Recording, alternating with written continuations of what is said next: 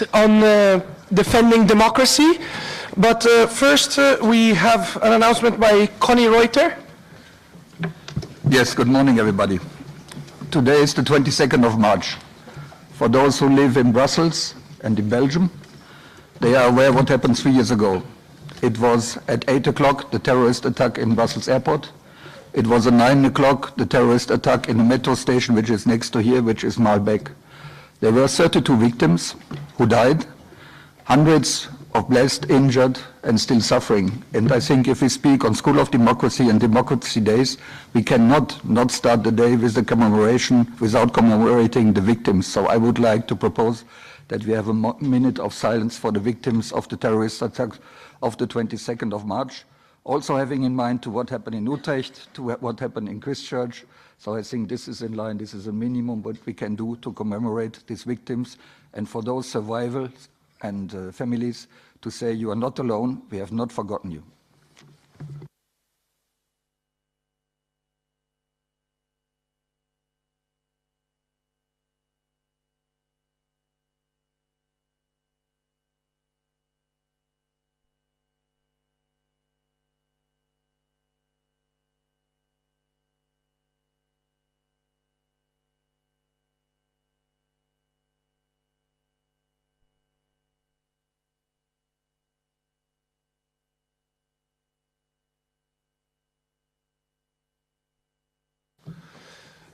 So we are going to structure the event. As you may have seen from the program, we have a long list of speakers today, but we have decided to structure the event in two parts. So we're first going to have 4 speeches by the panel members, which are going to be strictly limited to 5 minutes each speech. Then we're going to have ample time for questions from you, and then I think about an hour in, we're going to have a second set of speakers come on. Each is going to speak for 5 minutes again, and then questions from you one more time.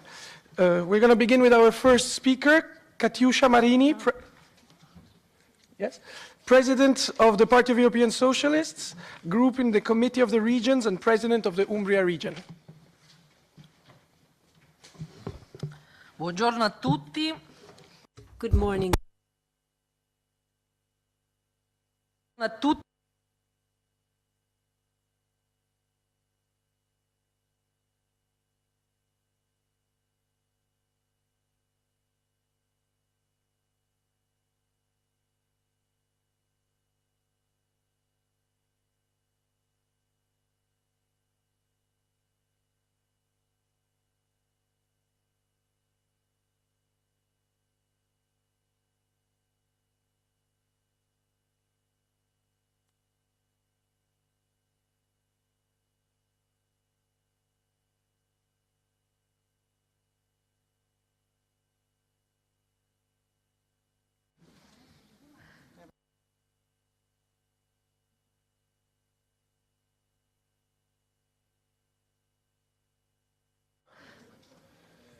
I think they're preparing.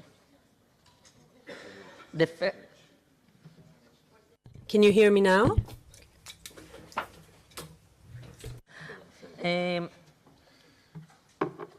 Quindi dicevo appunto che sono presidente di una regione italiana, l'Umbria, al centro dell'Italia, e da alcuni anni presiedo il gruppo social. Oh, it's terrible. Can you hear me now? Is everything okay? Yes. Yeah, you can speak Italian. The interpreters apologize, but the console didn't work. Now, as I was saying, I head the socialist group in the Committee of the Regions, and in my capacity as such, I'd like to thank the S&D colleagues here in the European Parliament.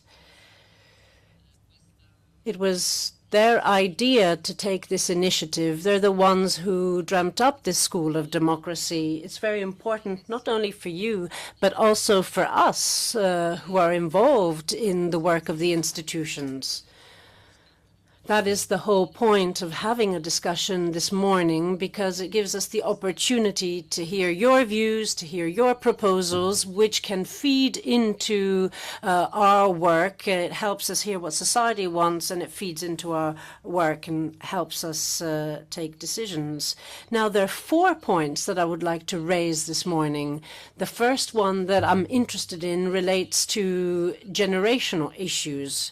When I started as a politician, more or less at your age, it was at the end of the 1980s.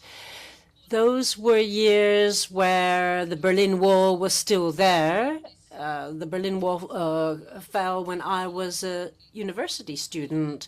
And I remember that everything that happened during those years, what happened when the Berlin Wall fell, the ex-USSR regimes fell, and so on and so forth. All of that was linked to a specific idea of Europe, a smaller Europe, the Europe of 12, which then later became the Europe of 15.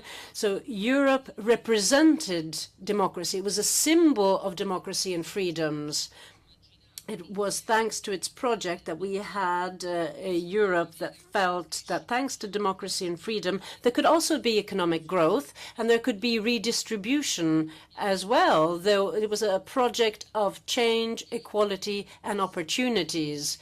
And therefore, we had the experience of a very strong Europe. I mean, of course, there were problems. I mean, the European project and the European institutions did have issues. There was a stop-and-go approach at certain time. But for my generation, Europe was a symbol. Europe represented values, democratic values, freedom, and all of this was linked to a certain idea of society. However, what is the situation now for your generation? So we're talking about those who were born at the end of the enlargement process. Most of you will be voting in the European elections, and most of you were born after the beginning of the single currency. You were just children when the last step of enlargement took place. So you have grown up against the backdrop of a Europe under threat, of Europe no longer seen as a symbol of providing structured solutions to society's problems, but a Europe that hasn't managed to deal with economic crisis, that hasn't managed to rise to the challenges that we face, such as inequality and poverty. So I don't really, what I'm interested in is more what you think about Europe. It's not about me telling you what I think the European project is about. What do you think? What do you think we should build together in order to change our institutions, in order to make them more efficient and effective? Because we need to be able to provide solutions to people's problems in society. And also our continent is under attack compared to other areas.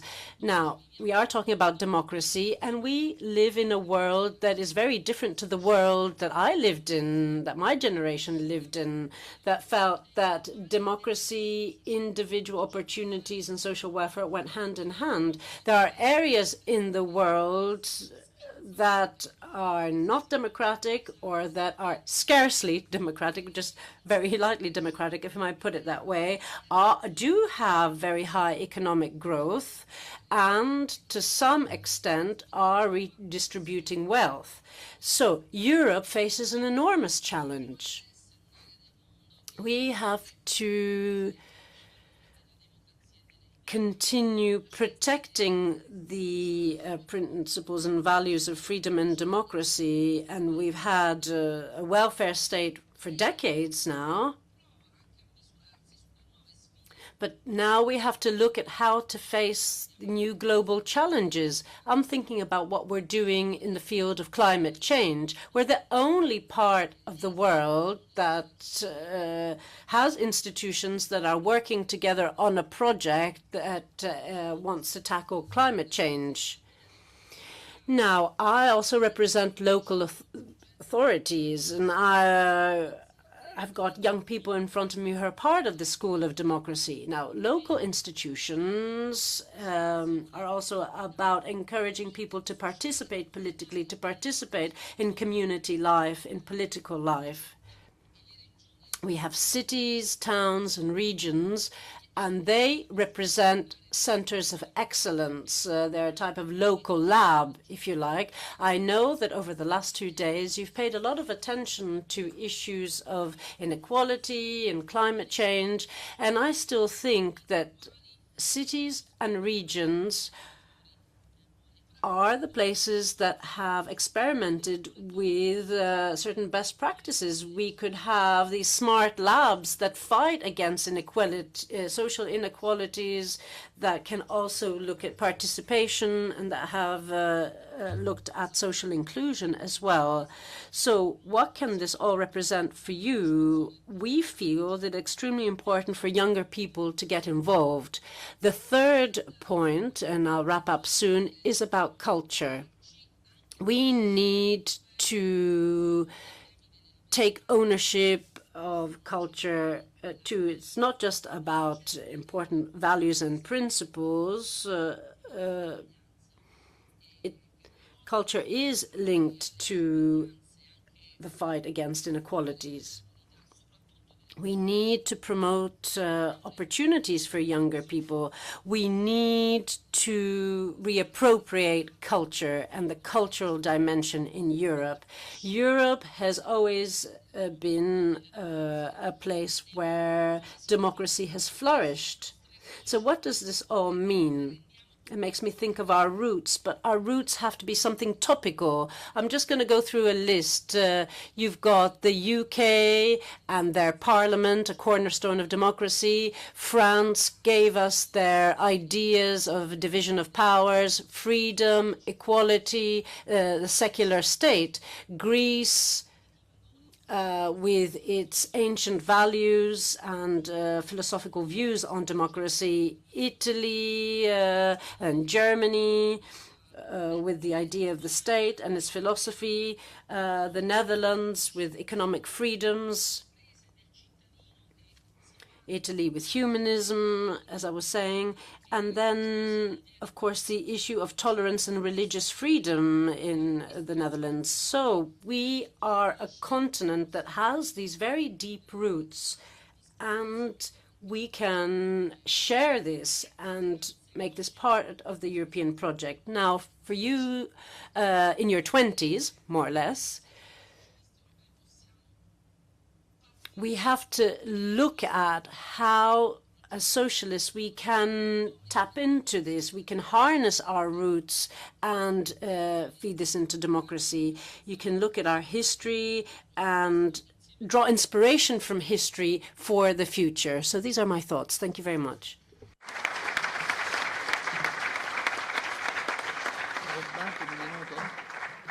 All right, well, thank you very much. I forgot to mention before, we're going to be very strict with the time. I'm going to be giving you, when you have a minute left, a sign to make sure that we stick within the 5 minutes. Our second speaker is going to be Marie Lafeber, Deputy Secretary General of the Party of European Socialists. So thank you very much. I'm very happy to be here this morning because I know it's early and I know you had already a long and full week, so it's really great that you are here. Because this is important. It's about democracy, and democracy is about participation. So if you want to change something, you have to be on it, and I think it's really wonderful that so many young people came here today to be part of this.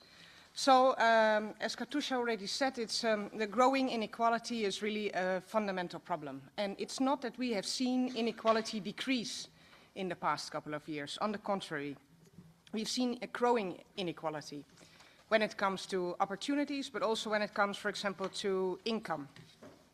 And after the crisis in 2008, there was a financial crisis, a lot of changes could have been made, but I think not enough changes have been made. So the crisis was in a way caused by people speculating in banks with our money, your money, my money, taxpayers, or let's say private money. Then they went bankrupt, and they went to government and they said, knock, knock, I lost all my money because I played casino, but now, you know, you have to borrow me some money because otherwise system failure, and you don't want that. So they invited governments to pay for their, let's say, mistakes. But who, in fact, is government? Government is you and me. It's our money. It's government's money, is taxpayers' money, so it means our money. And then after the crisis, that money had to be paid back. So a lot of governments at that time decided that it would be good to do a lot of austerity measures. So to cut a little bit on healthcare, to cut a little bit on education, to cut a little bit on elderly care, to cut a little bit on lots of stuff which are important stuff to us. It's like, that's not fair. That's not fair. Because we didn't really create this crisis, so why are we going to pay for this? But still, it's happened. And I think we had a lot of debate at the time that it would be better to invest, because if you invest in education, you will have people with a good education, then you have better opportunities to go to the job market. Then when you have a job, you are a new taxpayer, which is a good system. But instead, there was the decision not to do this, to cut and to make it even more difficult. And now what we see is even not less inequality, it's more inequality, because after the crisis and now today, you still see a lot of rich people, multinationals parking their money in some kind of tax haven, not paying any taxes, but at the same time driving our roads, bringing their kids to our schools, going to our hospitals, and then, by the way, making us pay. That's not fair. So what we need to do is really to have better control, and that I think also has to do with democracy, on these kind of systems. I don't agree with this system, and I think none of us would agree with this system.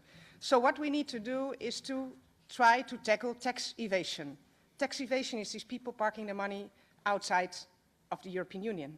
We need them to pay the money in taxes to the European Union, because if everybody would pay a fair share, including those people, then we would definitely have enough money to have better healthcare, better education, and better social systems. And those are the points we are fighting for.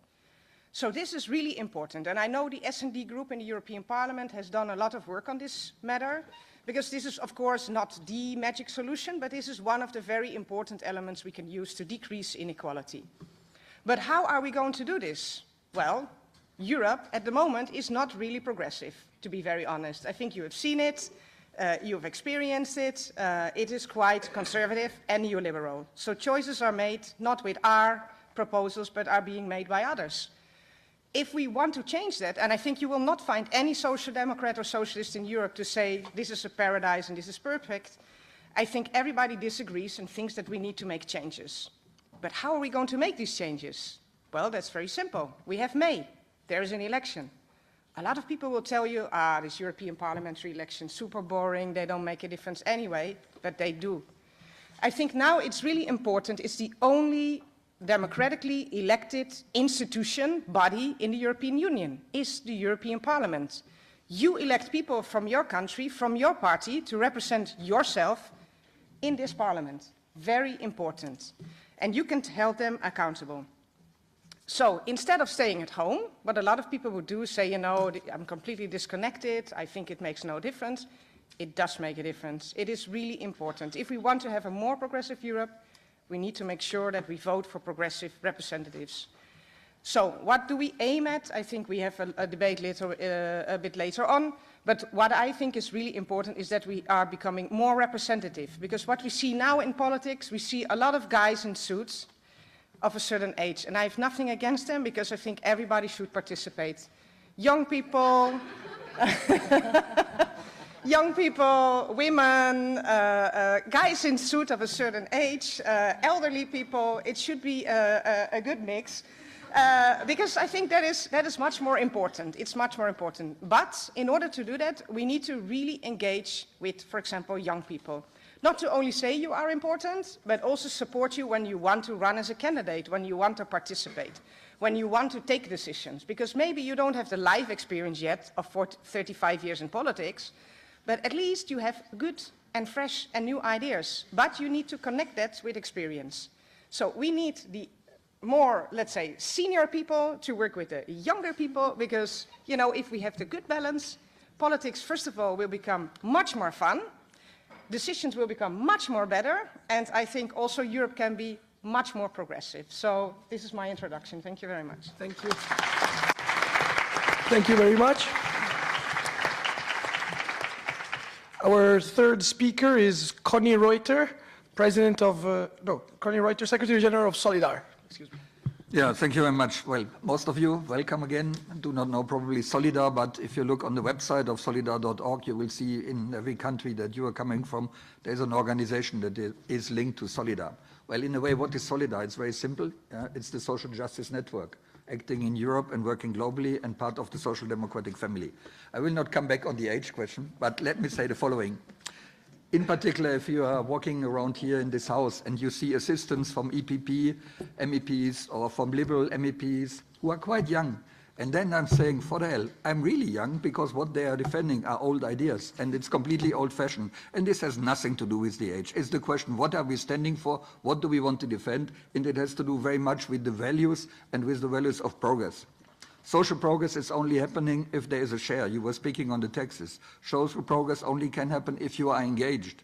And what I'm saying, for sure, parties are interested to have people mobilized in the political parties. Unions, and Esther will speak, for sure, gather the workers all around the world, and they're representative for the world of work. Well, civil society, NGOs like us, we engage citizens, and we have the possibility to engage. And what we need is not the Bermuda Triangle. What we need is a triangle of cooperation.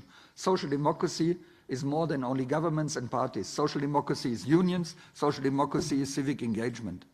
And why I'm speaking on civic engagement? Because you are here for the School of Democracy, which is an excellent opportunity. And wining and dining is nice. Going to the town hall in Brussels is nice. Having a reception in the parliament is nice. Having a cup of champagne, we all like this. But the moment which makes the difference is the moment of engagement. And where is our inspiration coming from? It is coming from that whatever social democrats and unions and civil society got, it was never a gift. Everything we got in social rights, in more equality, in fairer systems was a result of the fight. You may not be fans of Rolling Stones, Street Fighting Men, it's more my generation, but you should listen to the song and it should inspire you and give you the energy, because it's nice to talk in universities, it's nice to talk in parliaments, but what we need is a question of irrigation within society. We need to be in the society, in your sports clubs, in the pubs, in the restaurant, wherever you are in your daily life. We need to show and demonstrate that we have the better arguments, that social progress can be shared by everyone, that solidarity is built on something which is benefiting for everybody and which needs to be redeveloped. Why? Because for sure, you were saying it, in 2008, too big to fail. Well, the banking system was too big to fail. Is democracy too big to fail? Have you seen this cinema that Mr. Weber is doing with Orban? Oh, we do not exclude him. We may suspend the participation. Well, the day after the elections, he will be sitting in the EPP group again because it's a matter of power and nothing else. So it's completely incredible. So stop this cinema, stop this theater, and make it clear what we are speaking about. We are speaking about Hungary. We have partners in Hungary, civil society organization. You know what they tell us? They consider only when they will leave. They do not consider if they will leave the country. They only consider when they will leave. Can you imagine? We speak about Europe. We speak about our democracy, School of Democracy, and you have young people and less young people of civil society organizations who say, I think I have to leave the country. For me, that was the most, well, besides the terrorist attacks and the people suffering, that was the most disturbing in the last month. If you go to Poland, you have the same thing. If you go to Croatia, you have similar developments. That means what is under threat is democracy. And democracy is not only a vote in the parliament for saying we have to condemn Orban and what he's doing. No, democracy is what we exercise. And civil society organizations are based on civic engagement. Some of us are inspired by Gandhi. Some others are inspired by Martin Luther King. Others inspired by great socialist leaders, by Willy Brandt, Olaf Palme, or others, or Kreisky. There is nothing that you not fight for that you will get. You have to stand up and fight for your rights. Yeah? You know where it comes from, Bob Marley. You don't need to smoke with it, but the song is fine. The question is rather to see it in this sense. Yeah? use the opportunities of civic engagement and say democracy is not a given thing, we have to defend it, and this is a new quality. This is why we need the alliance with the party, we need the alliance with the trade union movement, and we need to defend that this democracy is only valid if the social progress is benefiting for all. And we have people like Maria and other MEPs who have been fighting for a European pillar of social rights. This is so important. The action here around the institutions, and let me sum it up like this, I think the understanding of all of us, whether you are in the Committee of Region, in the Economic and Social Committee, whether you're in the European Parliament or in any parliament, what progressive MEPs and parliamentarians do is just to fight for the rights, to defend the opportunities that you can continue in your generation to use the freedom of expression and the freedom of association, because this is fundamental. Without these freedoms, we cannot speak of democracy, and the alternative cannot be any kind of authoritarian regime. It's an easy message for a Friday morning, so have fun with this message. Thank you.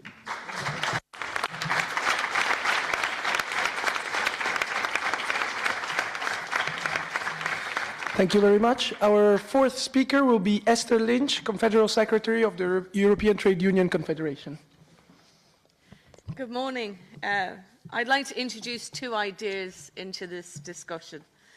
I think two of the biggest threats to democracy are the ability to access accurate information and the ability to practice democracy in everyday life, in the workplace, rather than only occasionally in the ballot box.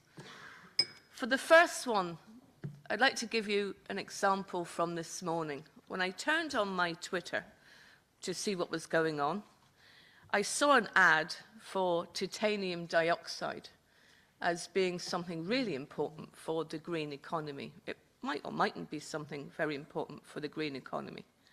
But we're involved in a campaign at the moment to have every product that has titanium dioxide in it, so toothpaste, sunscreen, mozzarella cheese, labelled as being a possible carcinogen. So it strikes me as very interesting that at this moment when we're involved in this campaign, I'm getting ads for titanium dioxide, as if they're just part of an ordinary Twitter, as if it's just part of the ordinary discourse, quite normal that I would be seeing stuff about titanium dioxide. And I think that's one of the biggest threats, because a lot of the information is one-sided. It's a particular perspective, and it's not flagged as being part of a lobbying campaign. We don't know who's behind it. We don't know what money's behind it.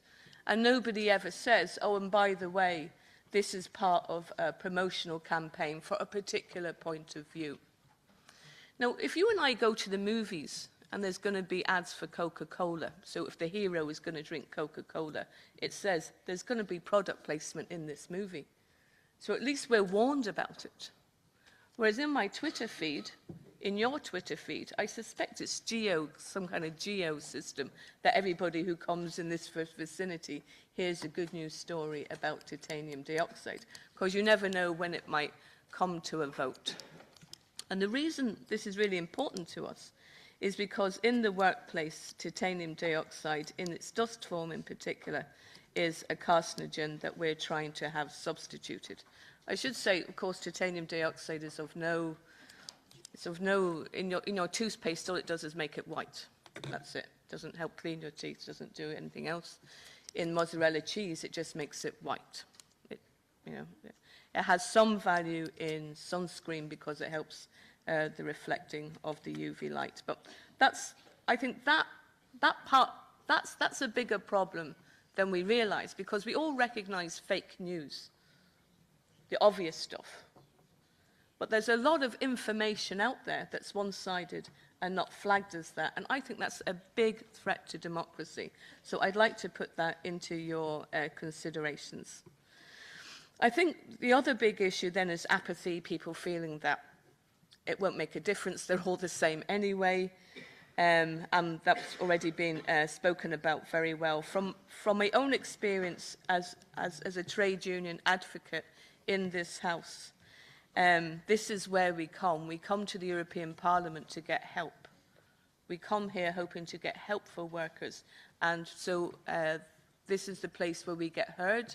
This is the place where we can get improvements, and we can point in the last 5 years to a number of occasions, from protecting whistleblowers to preventing cancer-causing substances to making sure that people who have zero-hour contracts have the right to be paid. All of those improvements were fought for and won in the House with the help of people on the left to make those arrangements. And my big worry about the future is that a lot of people are coming to the conclusion that Europe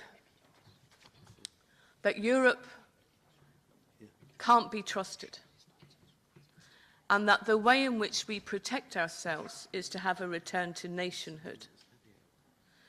And I think that will be a disaster for working people in Europe. I think we need to make sure that this Parliament is full of politicians who believe that an EU-wide solution is a better solution than to try and take on big business at the level of the member state.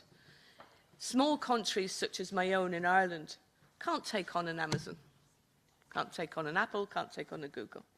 We're going to need an EU-wide response to be able to rein in those companies and make sure that they play their part.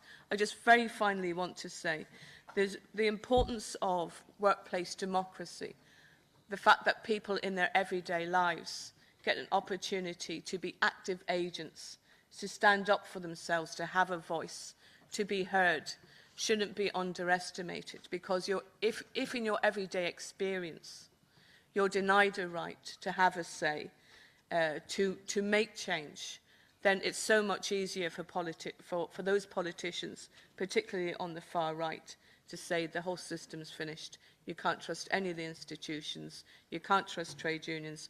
We're the only people who have your best interests at heart. And of course, we all know they really, really don't. So I'm looking forward to the discussion. Thank you.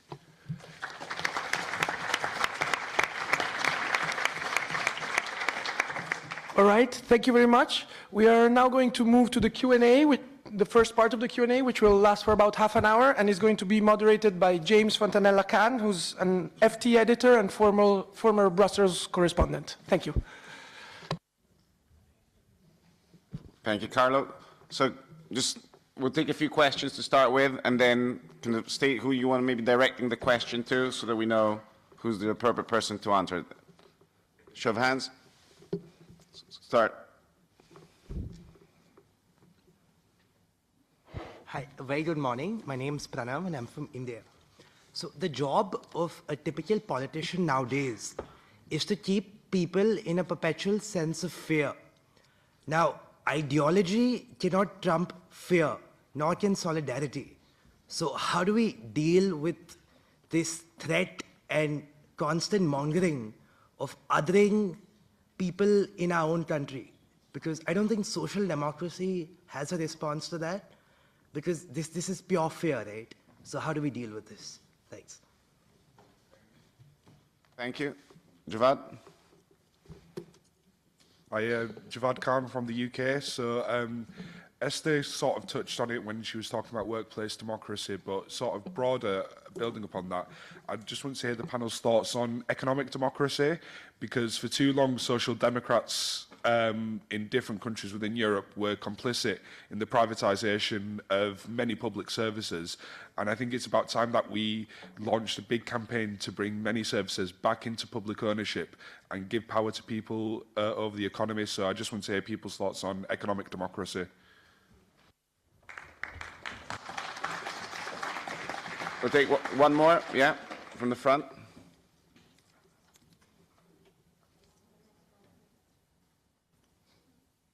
It's working? Yeah. Hi, thank you for your answers. I would... Okay. Like... Yeah, they can hear you. Like yeah, this? You're good. You're good. Okay, okay. I'm bad with technology. we are doing democracy days, and we are talking about democracy in the EU and how the European Parliament is the only directly elected institution of the European Union, which I think is a very important matter. And we are saying that people should vote, right? Because the European Parliament is the only directly elected institutions. However, the European Parliament more often than not is working with one hand tied behind their back because they do not have the final say in the legislation of the European Union. It's the Council who has it. So if you are talking about defending democracy, maybe we should think about what should we do about the democratic deficit of the European Union. That's my question. Thank you. Thank you very much. We'll take one more from the front. Good morning, everyone. First of all, I would like to thank you for the inspiring speeches this Friday morning. Actually, my question is not for democracy, but I would like to address my question to Mr. Reuter about the Solidar. How does it cooperate with member parties of Social and Democrats and of PAS? So basically, how we push forward projects and ideas all together with Solidar. Thank you. Thank you very much. So we'll come up. So do you want to start actually with Solidar and then? Yeah. Well, how do we work? Ask Maria. We work well together. Why? Because I think there's something which has happened also in the last years that, well, the PES and also S&D Group has understood that there's a natural partner of social democracy, which are the unions, but there's another natural partner of this, which is civil society. So, for example, if you take the example of the manifesto for the European elections, we have been asked to mobilize civil society organizations, and we had huge deliberation with NGOs on hot potatoes like migration and the question of economic democracy and others. So we were involved in the consultation, and the product that you have now in front of you, this manifesto, is not a manifesto in collaboration between Solidar and the party or the group.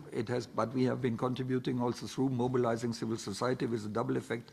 On one hand, to get the input from their side, and on the other side also to show that it's a social democracy that giving answers. Because what we know also, too many times, many in the civil society, in particular when it comes to trade policies and others, they shoot on social democrats as if that would be the main responsible and the main enemies, which they are not. So it's important also for us to show on the other end that the social democracy has the answers.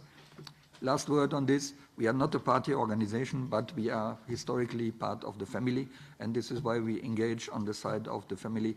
And that also, if you take the other questions, and well, just a word on this, fear factor behind nationalism, we contribute to a pamphlet to bring down these arguments, because fear is normal. People are afraid of changes. People are afraid sometimes of the future. So if we do not have the answers, we should not be afraid of fear.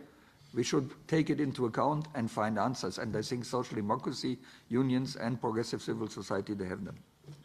Thank you. Marie, do you want to take the question on the democratic deficit?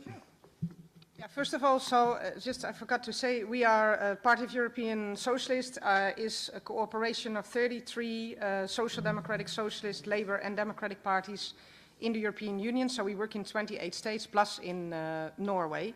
And we bring together, of course, heads of state and government, but also members of parliament, party representatives, youth activists, women, LGBTIQ. We have lots of stuff we do. And we also do training, exchange on policies, participating in European elections. So many things together with your parties. And of course, we have a good cooperation with everybody here sitting on this panel, and in particular with the S&D Group, because at the end of the day, the S&D Group has to take the decisions on behalf of the political family and our movement in the Parliament. So talking about the democratic deficit, I think it is a very relevant point you're raising. And this is also something we have been saying for a long time, and also we have tried to really contribute to make, create a better balance when it comes to democracy, and every day we have to take new steps. So you cannot do this alone, and I always say, you know, when you are in local government, sometimes you can take decisions a little bit quicker, and you see the result a little bit quicker. When you are in national politics, you can take decisions, but before you see the results, it will take longer. And when you are working on the European level, you take decisions, and it takes a long time. So it's like if you like, you know, if you don't mind to do the marathon, then Europe is good. And maybe sometimes it looks like there's no steps forward made, but I can tell you, you know, if you're trying to make the changes, it is possible. I can give you some examples of how you can make Europe more democratic. And I think one of the things which is really relevant also at this moment is the way the Commission President is being selected or elected. So in the past, I always explain it like this. In 2009, we had European elections.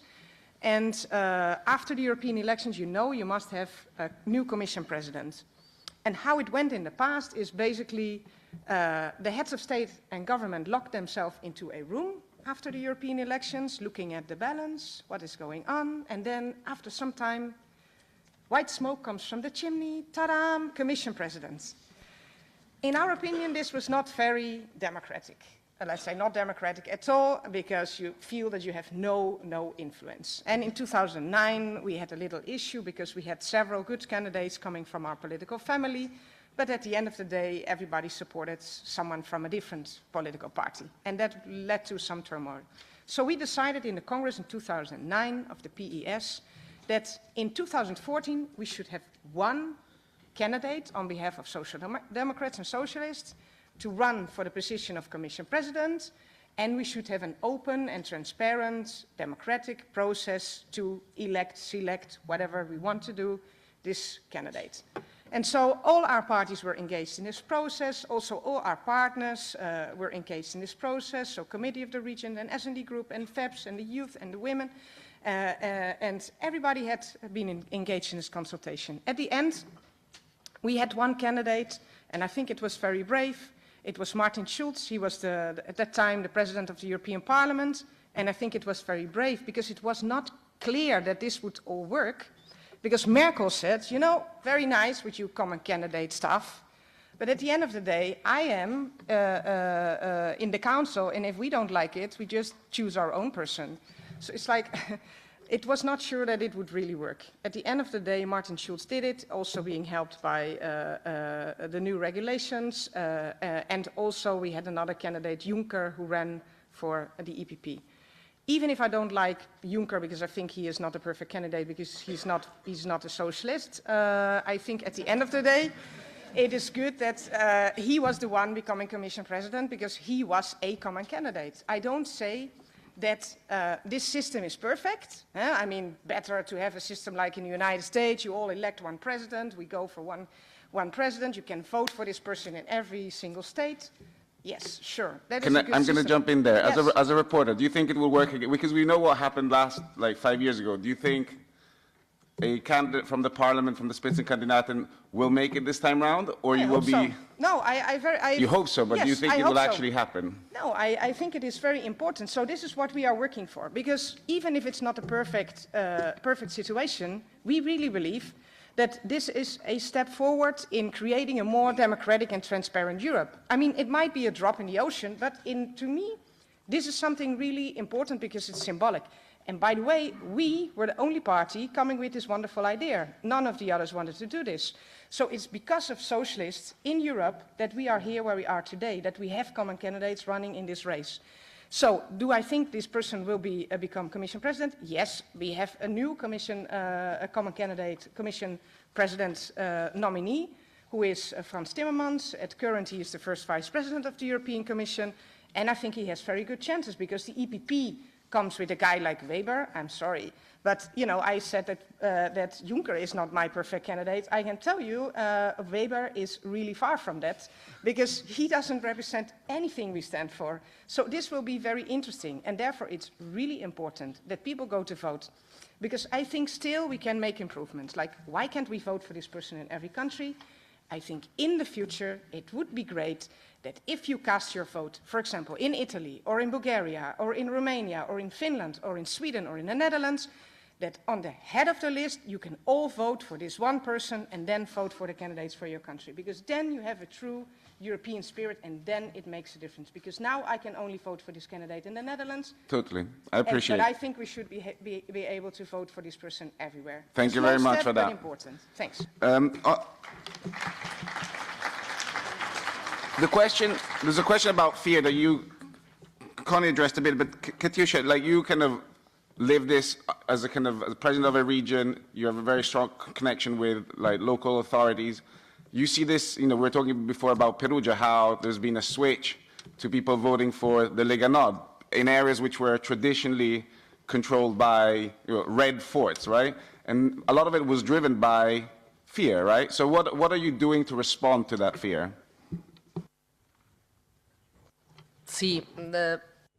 Thank you. I will answer that question, but I'll also answer the question on public services, so I'll take both. Yes, indeed. I think that's the challenge that the left-wing progressive and socialist forces and pro-European forces face at the moment. And I'd really like to add the pro-European forces part. I come from a region that has traditionally voted left. We've always had the left in government. I come from a city where we've had a lot of left-wing mayors and local councils. But there are similarities with other European regions. So we have quite normal conditions, but of course people feel fear, people have expectations about the future, their own future and their children's future, especially that. So they have now turned to more nationalist forces. And the nationalists have won the day. There's so much uncertainty about the future. There's fear, and then of course there's always the issue of immigration, urban security, unemployment, and the need to find a job. So all of this has been portrayed as something caused by Europe, caused by a certain idea of Europe. So we need to, or rather, the nationalists are saying that we need to get back our authority and get our power back to have an impact on the future of our country. So that's the challenge we face in the run-up to the European elections in May.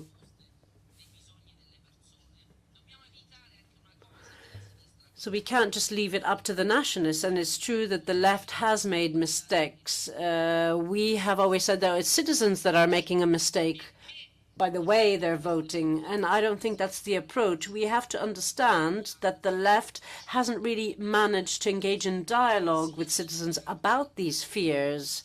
So, and then of course there's the issue of fake news and getting rid of that. We need young people in order to understand Europe. We need to understand that we can only tackle this fear through Europe and through shared policies, common policies in the EU. It'll be very difficult for us to come up with solutions if we don't have joint policies on economic growth, employment, company competitiveness, corporate competitiveness, migration.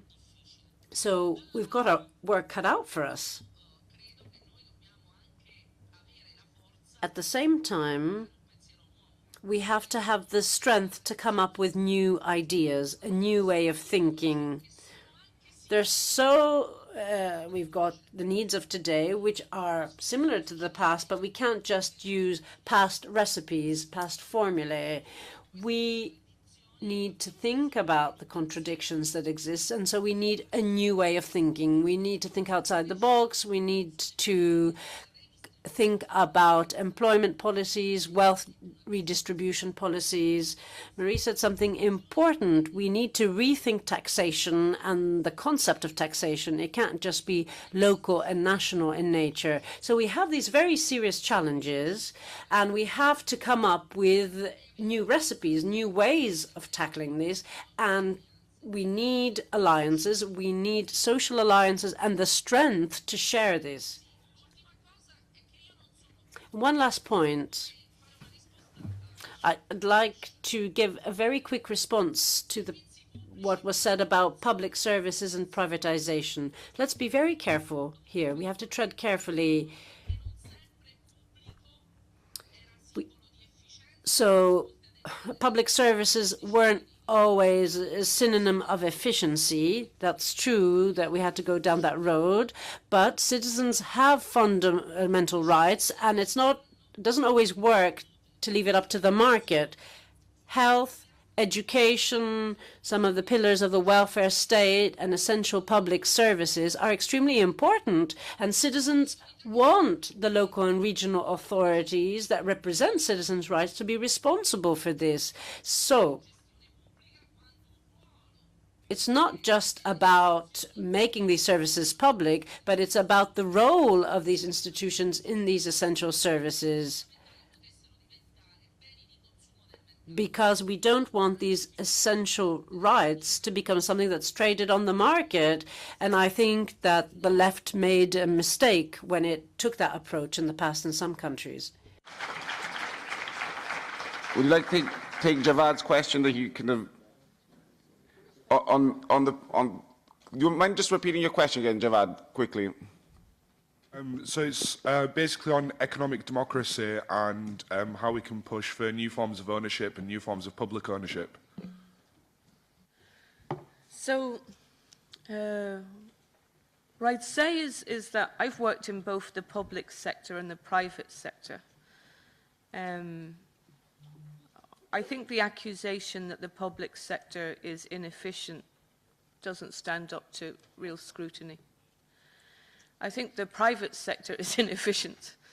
You could put forward a number of recent examples on that, in particular in the UK.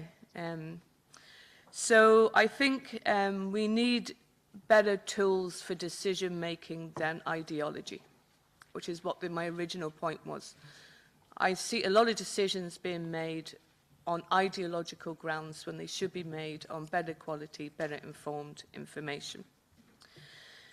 And that's why the answer to your question is a little bit complicated. Because part of the question is politics. Part of it is in the hands of national governments to decide what services they choose to determine should be provided by the public sector. But in the EU, we're in a rules-based system. And competition is part of the rules-based system that we're under. And member states are not only under, we say, the rule of the EU treaty, they're also under the constant scrutiny of the ECB, of the part of the Commission that's interested in the financial management of member states. So those decisions are not only in the hands of national politicians, and that's why part of the European Trade Union programme of action for the coming years is to try and improve the EU treaties so that the EU treaties themselves would better support that part of the treaty that says social market economy. Because at the moment, all of the emphasis is on the market economy, and there's very little emphasis on the social part of that. So what we're looking to do is to improve and give a better shield for those member states who want to remunicipalize or who want to take into public ownership all of their services. So in short, my answer is a lot of the services can be taken back into public ownership by means of a political decision at member state level. But it would be a vast improvement if we could ensure within the EU treaties better clarity. And if we could make the rights in the European Pillar of Social Rights more of a guarantee that individuals could enforce. Thank you, Esther. I'm going to take two more questions. So one from you.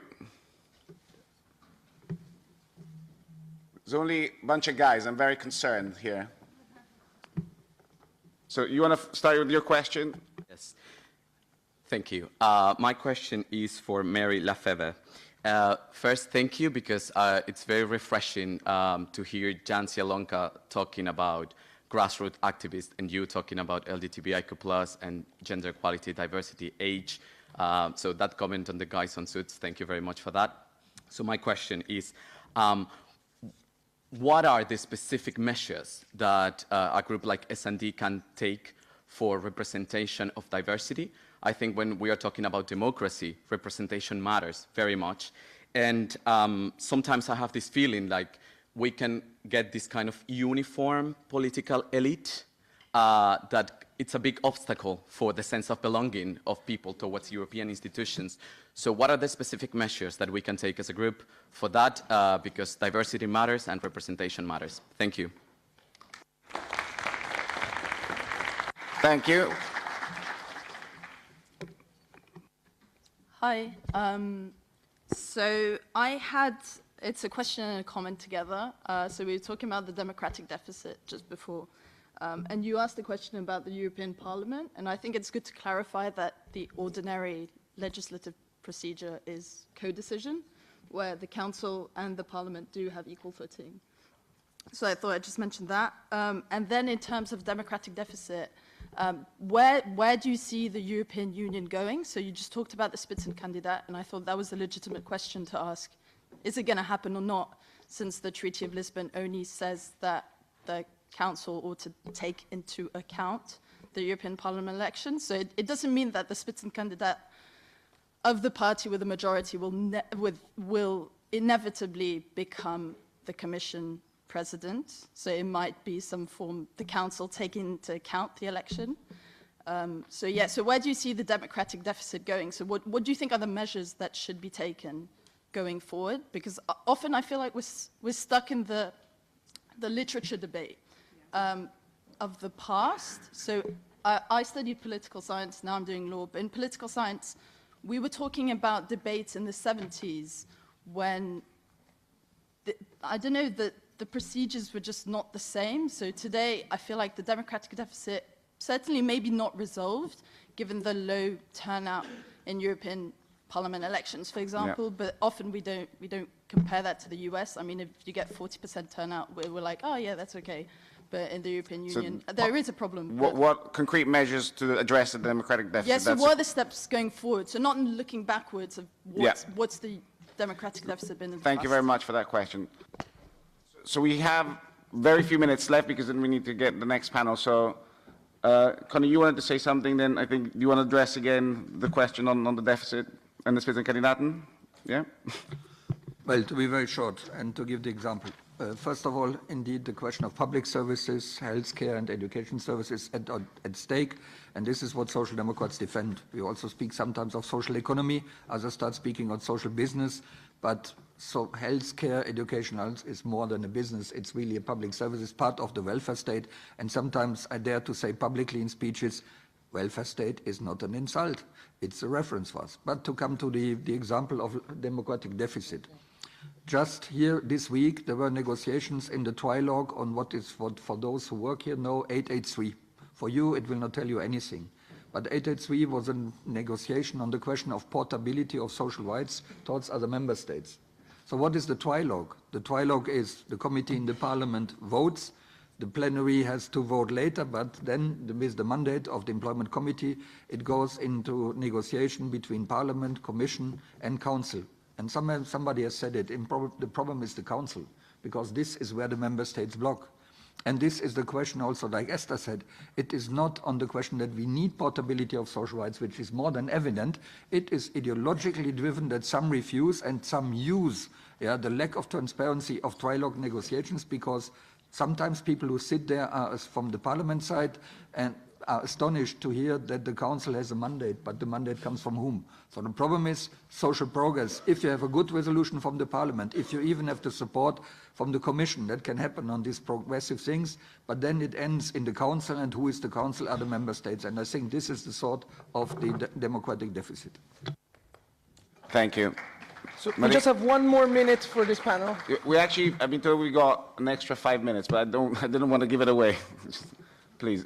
So I'm not going completely into this democratic deficit point again, because I think Connie made it very clear, and this is an example. So I think what we need to do is to work on that. But we have to be careful in the European elections not to be pushed in the corner where extreme right and nationalists want us to have, is to answer all the time the questions, what is the difference between the Council, the Commission and the Parliament? Politics, the European elections are not about the institution and how they are, functioning. The European elections are about subjects that really matter to you, like the fight against climate change, the fight against tax evasion, the fight against youth unemployment, the fight against child poverty, the fight for better education. That is what it's all about. And so I think it is really, really important that we focus on that in the next weeks, to make clear that Europe is taking a lot of decisions which affect your life immediately. You don't like it, then change it, and then use your right to vote. And then to your question, I think it is very difficult to say from the S&D group side how politics should be changed. But what we can do is we work as parties, as a party of European Socialists, we work together with all our member parties, and we try to, first of all, help them training people who want to enter politics. So we have training academies, we have networks where we bring people, we have an exchange, but also specific support and training for LGBTI representatives through Rainbow Rose, with Rainbow Rose, for women through and with PES women, for young people through and with young European socialists, because I think this is really important. So you have to start at, let's say, the grassroots level, and that is what we do. We invest a lot of time together with our parties in making this very clear. Also, we have to keep on working on making policies which are in the interest of women, young people, LGBTI, and people with different ethnical backgrounds, because if we don't do that, then it would be not serious. And then, of course, we try to encourage our parties, even if we cannot force them, but to have the debate and to try to encourage to put more young people on the list, because this is really important, to put more women on the list, because this is really important, and to have more diverse lists. I think this is important for survival, and we see that, give 2 examples where this is happening, that there is a possibility to change politics. Look, for example, at the Ocasio-Cortez campaign in the United States. I think it's really, really inspiring what is happening there, and this can be an example. And the second one to watch, I think is very important, is to see what is going to happen in Poland, because it's a very difficult situation, but there's a new party, a new initiative, it's called Spring, of a guy named Robert Biedron. He spoke at our Congress also in Madrid recently. I think the way he's doing politics is completely different. And it can be, let's say, an eye-opener, a source of inspiration, and hopefully this will influence also ourselves to change. Thanks. Thank you very much. Thank you very much. Katyusha. I think the answer is more social Europe. This is the difference between the other forces. We must realize a social Europe. In the past, we have realized the single market, the euro, the financial rules in Europe, but we never realized the social Europe for all the countries. And this is the challenge that we have for the future and for the future of Europe. And so we must realize a project for the social Europe that isn't only the social pillar, but a new idea of social rights in Europe. And probably this is the big differences by the other areas in the world. Thank you. Thank you very much. So we're now going to move to the second set of speakers. So thank you very much to this panel of speakers. Thank you. Grazie mille, era fantastico. Molto interessante. Grazie. Buona fortuna per il lavoro. Grazie a te. Tu ci sei ancora adesso? Devi sì, un pezzettino ci sono. Perfetto, magari poi prima mi controllo. So our second set of speakers is going to be Maria João Rodrigues, President of FEPS, Simone Susskind, Senator in Belgium, and José Santoro, Secretary General of Rainbow Rose. And then we also have we're going to have at some point around 11:20, a video message from Albertina Soliani, president of the Istituto Cervi, which you may remember from Reggio Emilia, where many of you have been there. So we're going to have a video message from there. But first, we're going to continue with this format. Hello, nice to see you.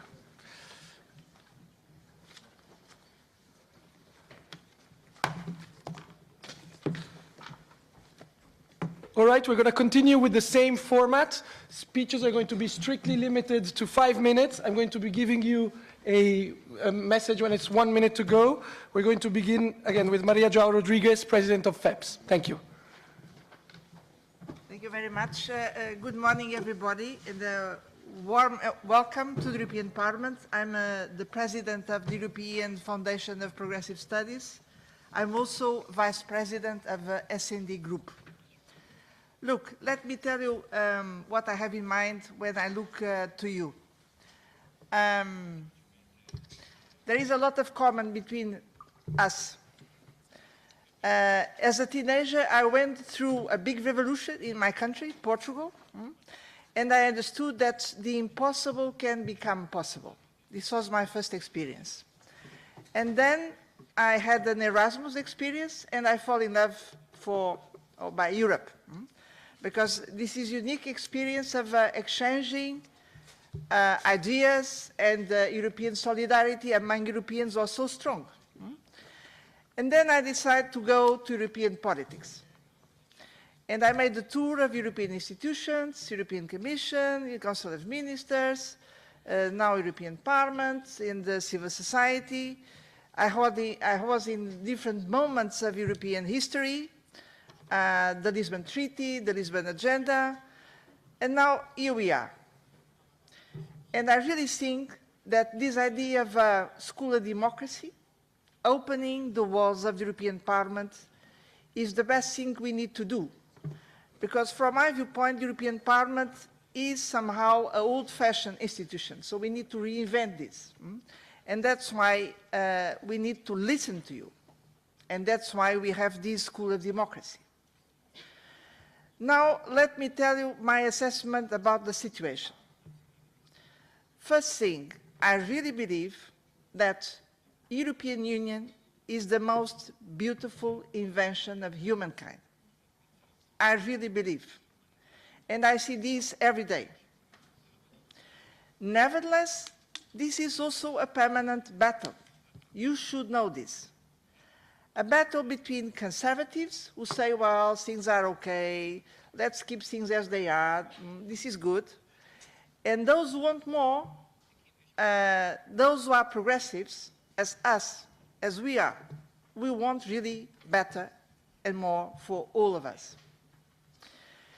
And recently we have been through many battles for Europe, for this idea of a Europe. When we were confronted with the financial crisis, this was already referred in previous panel, when now we are fighting against climate change, and we know perfectly that in order to fight climate change, we need to use the full weight of the European Union across the world, when now we are confronted with the biggest revolution ever in the digital area, this is just the start, and we feel this every day. And we want a European way to drive this digital revolution, respecting our personal, our privacy, respecting our social rights, making the best of these new social tools to improve democracy. So there is a European way for the digital revolution, which is different from the American one and the Chinese one. So let's invent this together now, together. And while we are pushing for this, there is right now, on the eve of the European elections, a big battle for the idea of Europe. Because we have the conservatives, now we have a new political opponent who are national populists, the ones who are saying, well, we don't need Europe. It's better for us to go back to national borders. This is a big illusion. We need stronger and progressive Europe in today's world. This is so clear for us. But let me tell you what I think we should do. We are now preparing a campaign which will be a step forward in European democracy at European level. We are coming with candidates. We want to build a progressive coalition of forces. We want to make sure that we can have a large coalition in the next European Parliament to elect a better European Commission. This will not be easy. But now let me tell you my real message for you. The time has come to change the way we make European politics. So far, we have been in, let's say, in a technocratic way to build Europe. And this is no longer working. We really need democracy at all levels: local, national, European, international. And at the forefront of reinventing democracy, we need to have young people. Because you are digital born. And democracy, to be reinvented, must combine the traditional instruments we have, European Parliament, national parliaments, all this needs to be developed, but this needs combined with a much different way to develop exchange among us, common projects, common ambitions, and you are the ones who can invent this. So this is my final invitation for you. Then we open the debate and you'll see. Thank you very much. Thank you very much. Our next speaker is Simone Susskind, Senator in Belgium. Thank you. I'm very happy to meet you here. I thought that it would be a more intimate meeting. I'm pretty surprised that we are sitting in such a big hall and we are pretty far away from you. I would like to bring another dimension to our conversation. Listen, Europe is, in a way, a privileged part of the world. But we have everywhere in the world so many places where they don't have democracy, where they don't have freedom of speech, where they have people in jail because of their opinion. And we cannot think that we remain in a village, that we remain in a closed place, and that the world is not interesting for us. So I would like to call here upon you to also open yourself to what's happening in other parts of the world. I will just mention some of them. Look at what's happening in Turkey. We have there a big country, a very important country, a partner in the NATO, and where they have totally lost the democratic vision, where a president is leading a country where they have tens of thousands of people in jail for their opinion, trials that are not serious trials. There was just a trial of lawyers at the beginning of this week, tens of lawyers who were indicted and condemned for prison because of their opinion. And we cannot stay indifferent to what's happening, for instance, in Turkey. And I would like to say something about the Arab world. You know, we have had the Arab Spring with all the problems, and we knew that democracy wouldn't come within one day. You had the millions of people who demonstrated in all the Arab world, and look at what's happening in Algeria now, because they want one thing. They want freedom, democracy, and they have enough of dictatorships after colonialism. So there is one country where there was some success, and this country is Tunisia. And for me, Tunisia is a laboratorium, because in this country, they have had a reform of the constitution, which is a constitution which is secular, not based on Sharia, even though they have a very important, very powerful Islamist movement.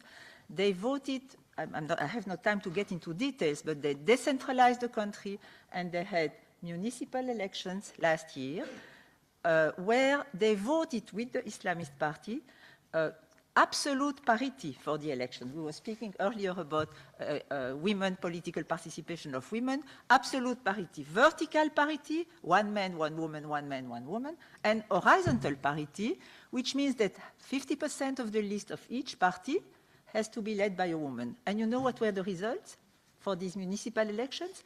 47% of the elected people at the local level are women. I think that we in Europe, we can learn from the lessons that Tunisia is giving to us. It's not easy. They have a very difficult economic situation. Corruption is back, nepotism is back, but the civil society there is fighting with its hands, with its feet, to change the system and to move to democracy. So what I wanted to do here is just to draw, because we have worked there with my association to train young women who were running for elections last year. It was an amazing experience for us, and I'm ready at other opportunities to tell more about this, because I think that we can learn lessons, for instance, from Tunisia. Thank you very much.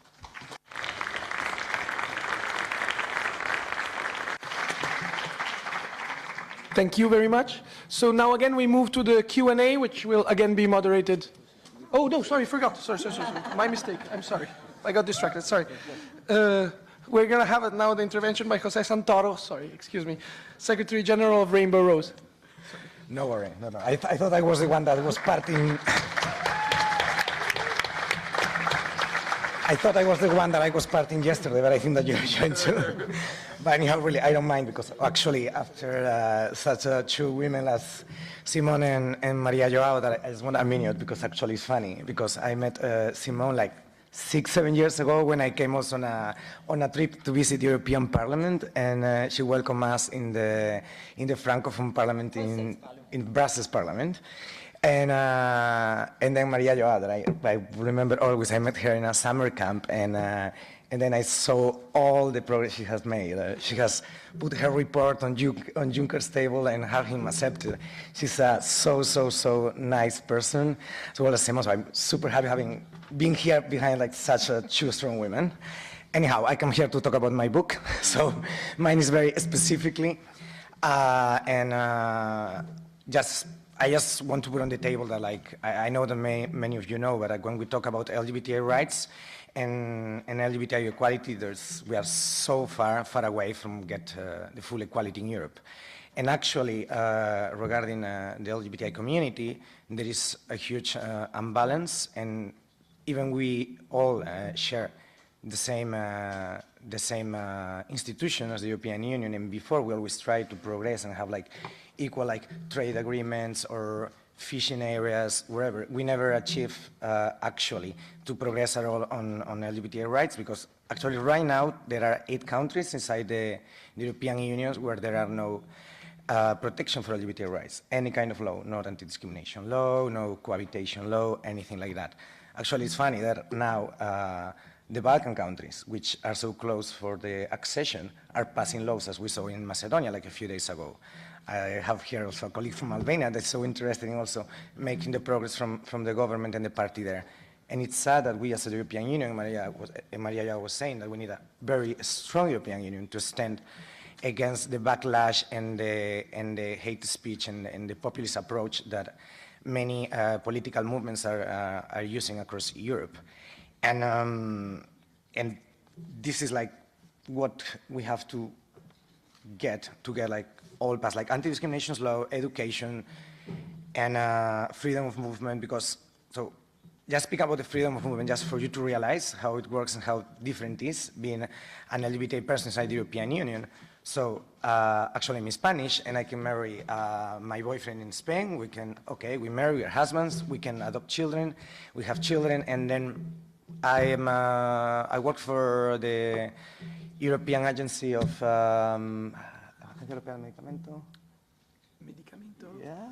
Yeah, well, the health agency. No, well, yeah, the one that was moved from London to Amsterdam. Medicine. Anyway, no.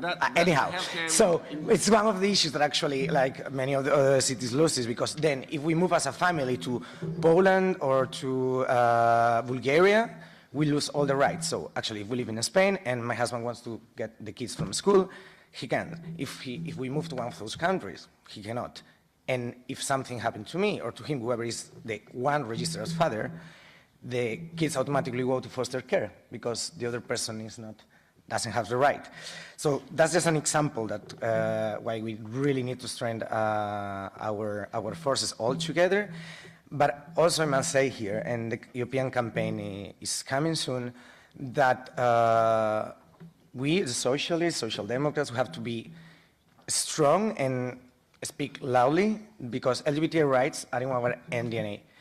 And every law right passed in Europe in the last 20 years on LGBTI issues was passed by social democratic governments. And now the liberals can come and, like some green parties in many European countries, but the ones that having always defended equality and equality for all, including LGBTI people, include like quality jobs, access to health, because it doesn't matter if you're a liberal and say, oh yeah, I defend the gays, I like the gays. If they are like Tim Cook or whatever, CEO of Apple, no. I mean, we are the socialists and we defend like every right transversally. And this is why I think that we have to show that in the campaign for the next elections. And yeah, and fight the hate speech because I think that's something I really want to say, just to finish. Not allowing anyone in any political movement to use us, because we have seen, like, as for example, Marine Le Pen in France, coming like with a lot of LGBTI people behind, because she promotes that the Islam is homophobic. So this is how, in Western European countries, some far-right movements use this speech, the hate speech, like, oh, the Islam is homophobic, that's not true. But they use that in order to get voters, and obviously that creates hate among the society. But we go to some Eastern European countries where some movements use like sexual education or diversity education, indoctrinate our children. So we have to be very careful, and we are the ones like can really promote a proper project for Europe that brings equality and dignity for every European citizen. Thank you. Thank you very much. Okay, so now we're moving to the Q&A, which will again be moderated by James Fontanella-Can. Thank you, Carlo. So, we'll take a few questions, yeah, like before. You got a... Okay. So I have a question because I'm actually from Poland. It's not a very progressive country when it comes to LGBT rights. I would call it like exact opposite. Well, what do we need to do in order to push changes to happen to less progressive countries? What do we need to do in order to make them change their law? Thank you.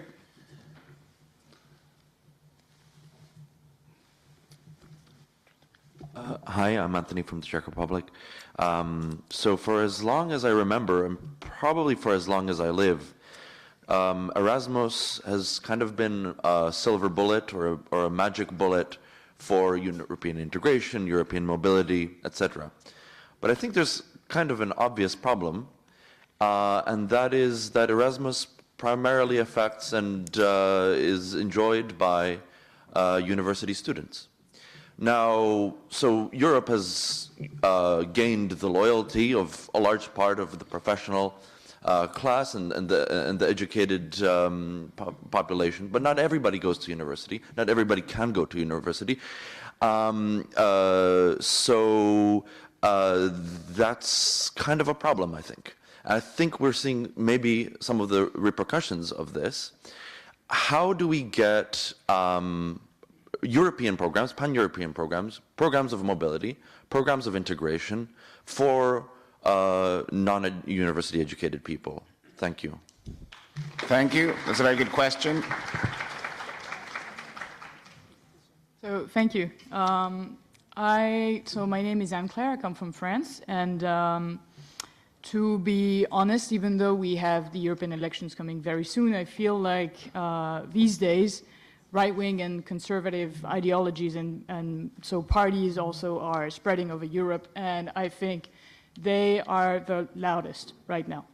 They oppose a free Europe, an open Europe. They oppose offering asylum to those escaping wars, dictatorships, economic and social exclusion. They do not see the urgency of fighting climate change. They do not prioritize defending women's rights. They repeatedly deny LGBTIQ minorities their most fundamental rights. And most of all, the threat to our democracy, and we talked about it in the past 2 days, the fake news are really strong. So my question is, how concretely do you think that we can reverse that narrative and be the loudest? What is the best way to get our message across and to mobilize really all progressives across Europe and your clear representation of these different also currents within the S&D group? And so how can we make sure that we unite and mobilize to be the loudest in the coming 2 months? Thank you. Thank you. I'll get to you in the next round. I think we start now, maybe. Who wants, I think there's 3 broad questions. Who wants to start? I think we'd like to start with the one on mobilizing progressives, which was the last one. Who feels, you want to go with that one? Go for it. Thank you. Thank you for the question. Listen, we, the Social Democrats, we are not pure.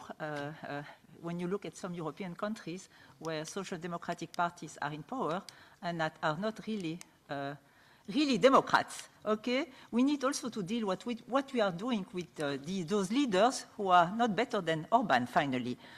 Maybe less outspoken, but not better than and you, as young people, I believe, you have to be clear about this also and to request from us, leaders of the social democratic parties in Europe, to be clear on this also.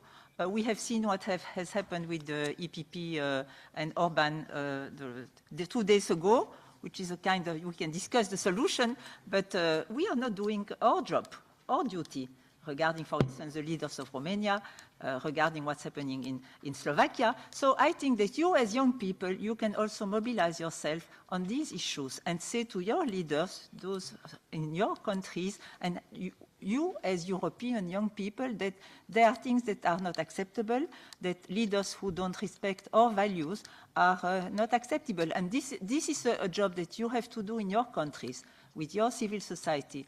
And we were mentioning earlier what's happening in Poland, for instance. I think that at the end, democracy will win, and you have to take responsibility in this. Thank you. Marie-Jo, I think the Erasmus question is perfect for you. As you said, you were praising it. So how do we expand it to also non-university or... This is really a big question. I was at a certain moment the chair of the high-level group to improve Erasmus. And we start exactly with this problem. Because Erasmus is a great program for those who can afford and can benefit from this. This provides a unique experience, and we know this. Once we have an Erasmus in our life, we change our life and our mindset, that's for sure. Nevertheless, Erasmus remains a program for an elite of young people in Europe. And you are completely right. So we need to make sure that this opportunity is really provided across the board to all kinds of young people. And particularly those who are in the vocational training, because so far they are not properly involved. And we should start not only at university level, but before, secondary level. We can organize this. Now, how can we do this? Look, the first thing is to increase the resources of the European budget for Erasmus. And right now we are doing so, to give much more grants.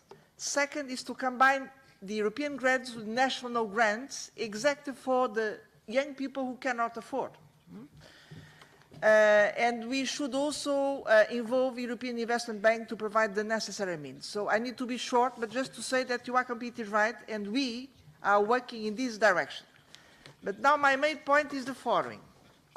Behind this, we have a more fundamental problem, which is a problem of social inequality in Europe.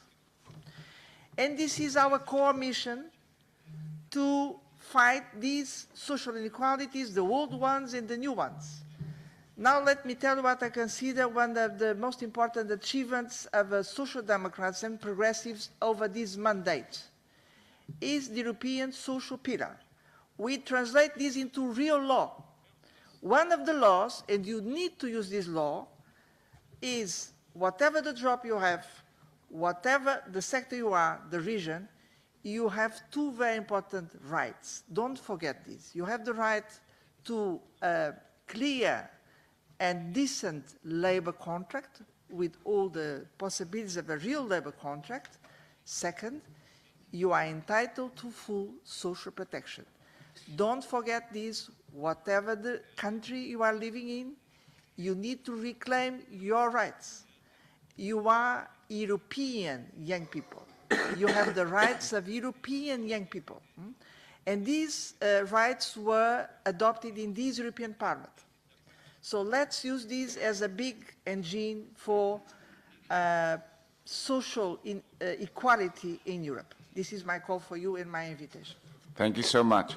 Jose, do you want to give some tips for people fighting on the front line in countries where they're hostile to LGBTQ rights?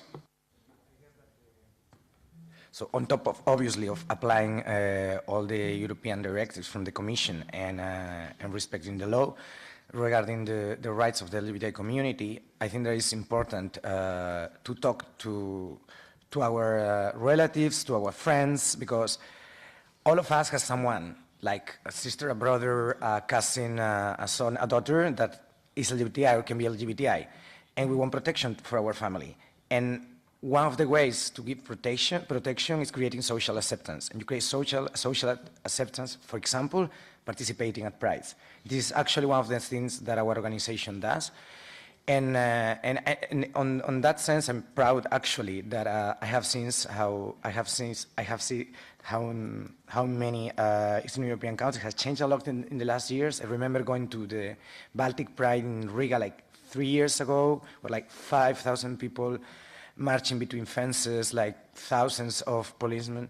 And this year, that number increased like on 3,000, 4,000. And you see more families on the streets, young people, not identify as LGBTI, but just people that support their friends, their families.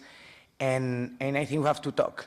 We have to talk, and we don't have to be afraid of talking like something that we know that is like normal. It's like people, they're like us, every citizen.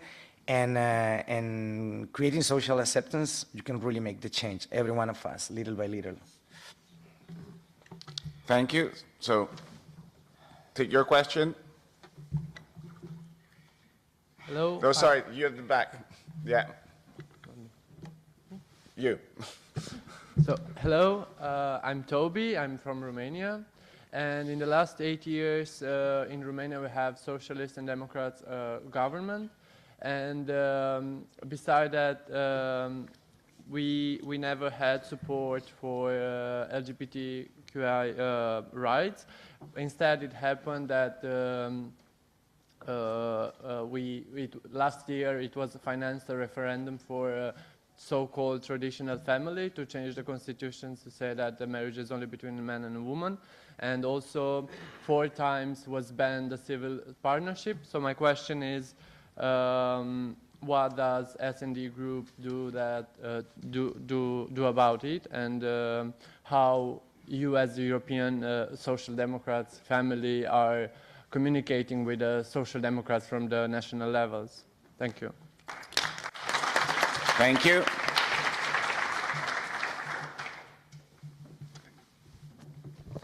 Okay. Hi everyone, I'm Janemiek from the Netherlands.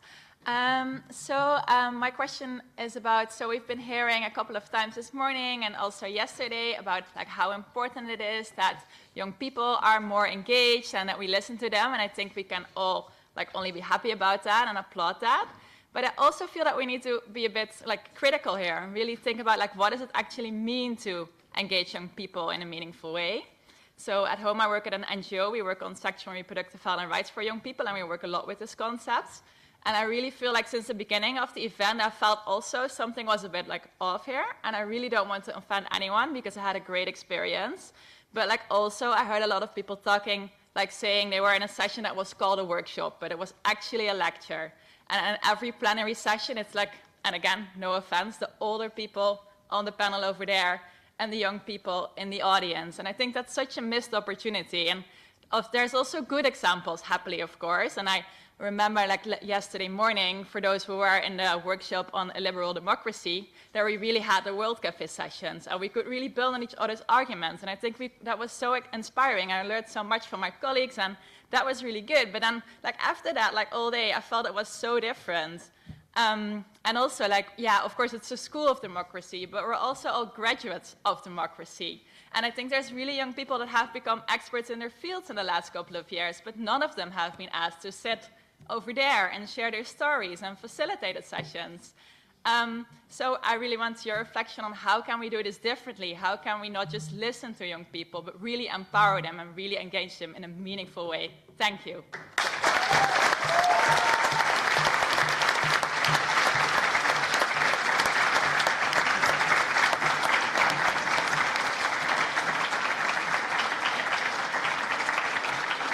I have a suggestion. Why don't you come and sit here? Come.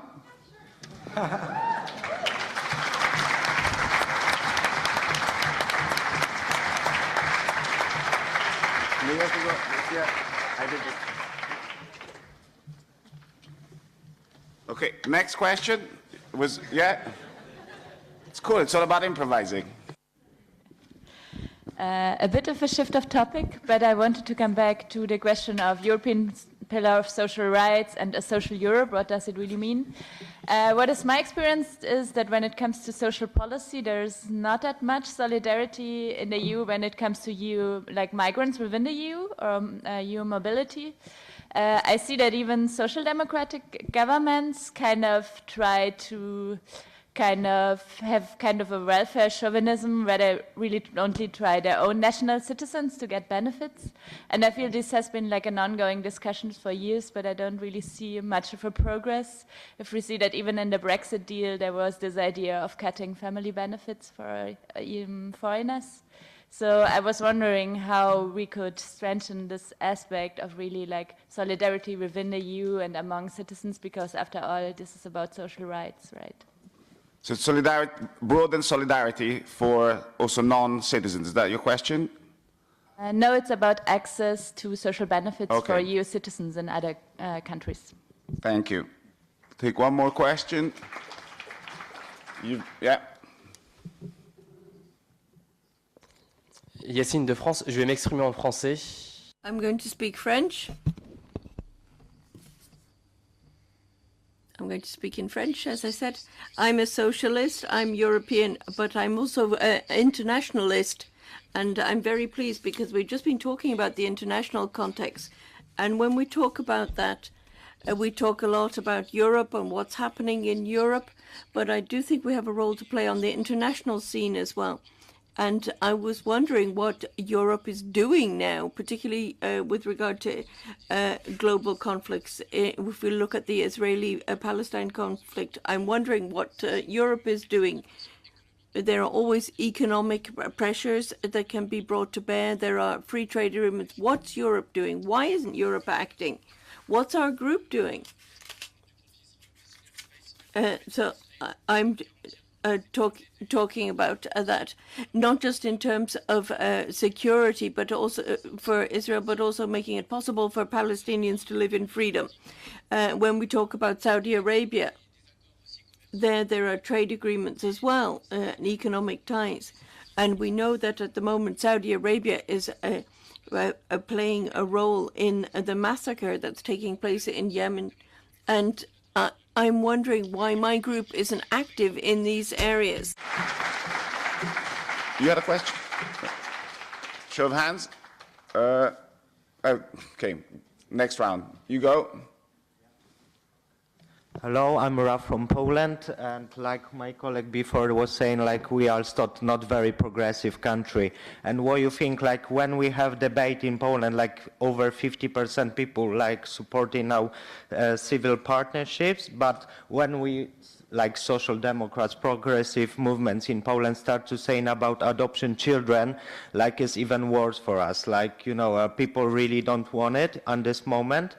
And what you think, like we should start like from lower level this debate, or just, you know, starting saying like straight away what we want on the finish? Because that's the problem in Poland. When we start saying like equal marriages and adopting children, most people don't support it, and it's worth for us in the debate. And a second question, just very quick, like this is social democrat agenda, yeah, like LGBTQ rights, and I think like, and every social researchers saying that it's like more liberal, like people from big cities, middle class people support these rights, or like 80% in Poland, but working class not really. And what we should do, like for working class people, like educate them, like what we should tell them, like you know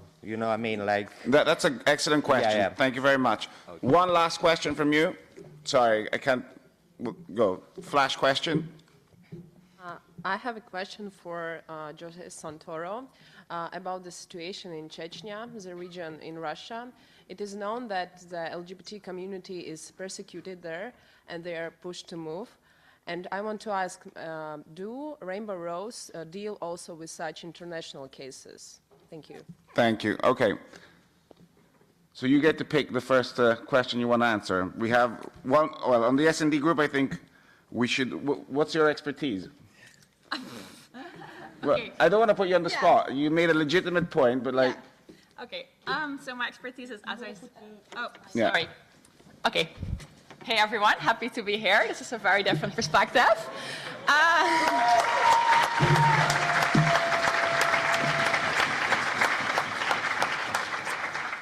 So my expertise.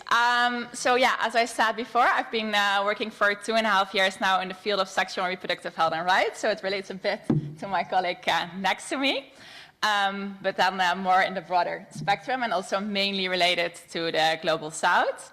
But also indeed, like we did a lot of research on like what does meaningful youth participation mean and what does it not mean. So that's also where my point was coming from. So maybe why don't you start answering part of the question that our friend from Poland asked, and then Jose maybe can take on the second part of that question. Yeah? Mm-hmm. Yeah, so the question was again about... So basically, how do you mobilize in like kind of... Yeah. Okay, so how do you mobilize?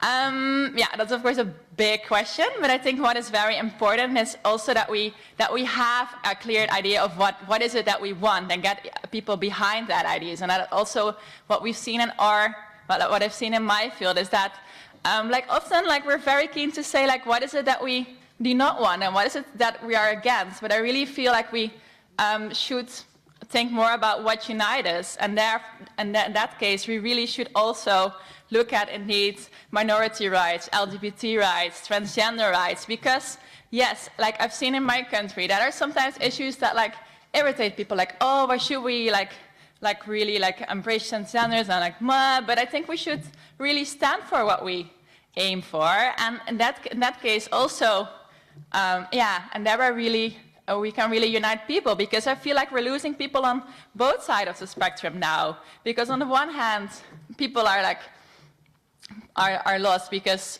we do not address their concerns, but on the other hand we also lose people that are saying like yeah, you are progressive, but like not really, because you do not address these issues that are so important. Thank you. Thank you very much. Jose? For the work, and the question of how do you help like communicate to working class citizens? I'm gonna talk about the working class citizens. No.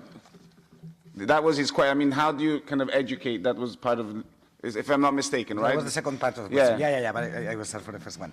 So Thank you. In order, so the Romania, so both the S&D president and both like and also the president of the Party of European Socialists have been very clear in this topic, and they condemn the support of the referendum from the PSD members that done individually, because there was no official position. But I'm quite proud of both the party and the group, because they supported Rainbow Rose on non-campaigning, so campaigning for people not to vote. And actually, I mean, I'm impressed and I'm proud of the Romanian citizens, and mostly in the cities, that they took it seriously, not going to vote.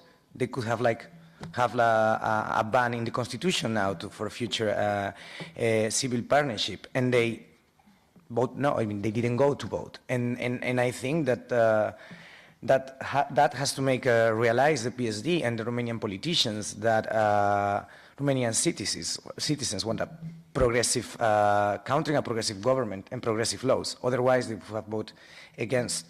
And I can tell you that the voice inside the family is quite well defended from many of our member parties, but also of the organizations. And yeah, that's like on the Romanian question on the PSD. Then in Poland, yeah, I know that sometimes happening in many countries, and this is what I said before, how important it is to fight this speech that, for example, about this gay propaganda, education in schools, because we see a lot in some countries how the citizens like, it's okay, I don't care if two women want to marry or two men want to marry, but they cannot take it to schools. They cannot take it to our children. But that comes actually from a hate speech and a fear that some movements are introduced into society.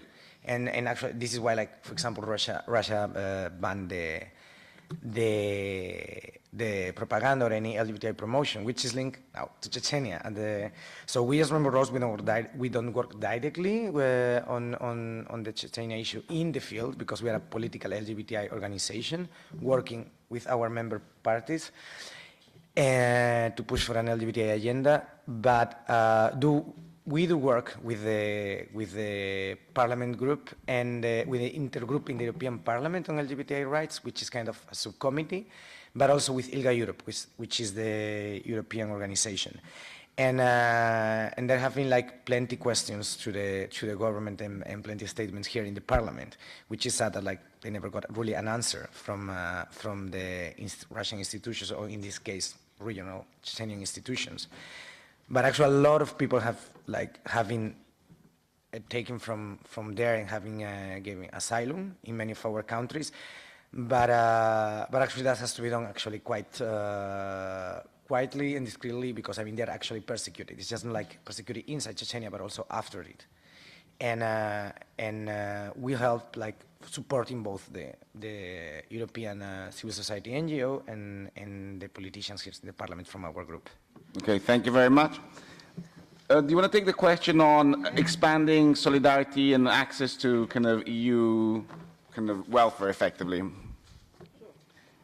Look, this is a very important question, and I'd like to identify three different problems. One is about European citizens.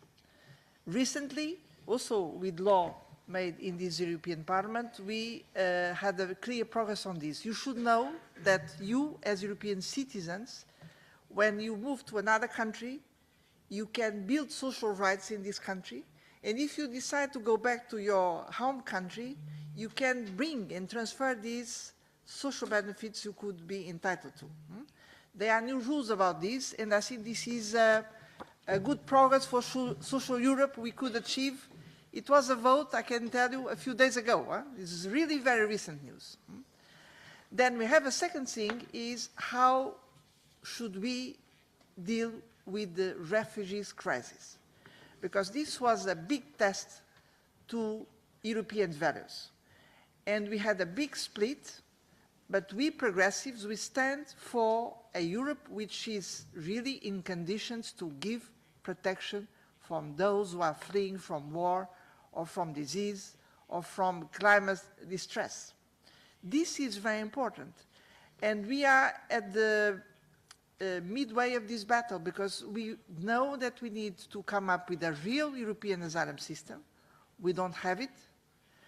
And we need to keep fighting for this, because we cannot accept people dying in our shores just because we are not able to provide this. This is a total shame. Then we have a third thing, which is migrants coming from out of Europe.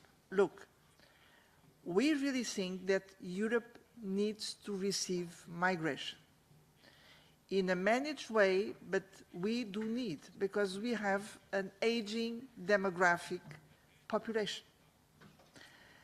And all the experience of managing migration well proves that in the end this is a win-win game. When we have migrants well received and well integrated, they will provide a very positive role for our societies. creating a new kind of unity and also supporting our welfare system and contributing for this. We need to have an orderly way to manage migration. We know, for instance, that when it comes Africa, which is now a big source of migration, this is very important to come up with a real partnership for real development in Africa. And this will be a responsibility for the Europeans in the years to come. But overall, yes, we want to have a fair society where people are not discriminated because of access to social benefits. So this is my Thank you very much.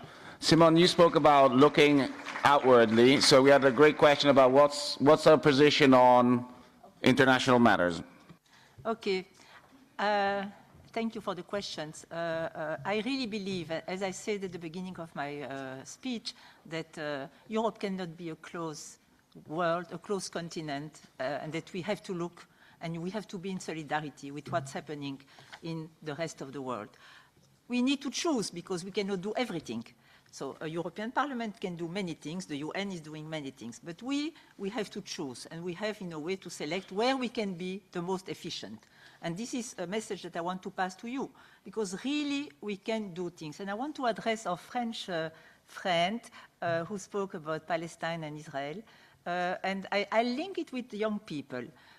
We have developed a project in Belgium to, with the support of our mayor of Brussels, to get high school students from very different milieux to understand that the Palestinian-Israeli conflict is not black and white, but it's much more complex.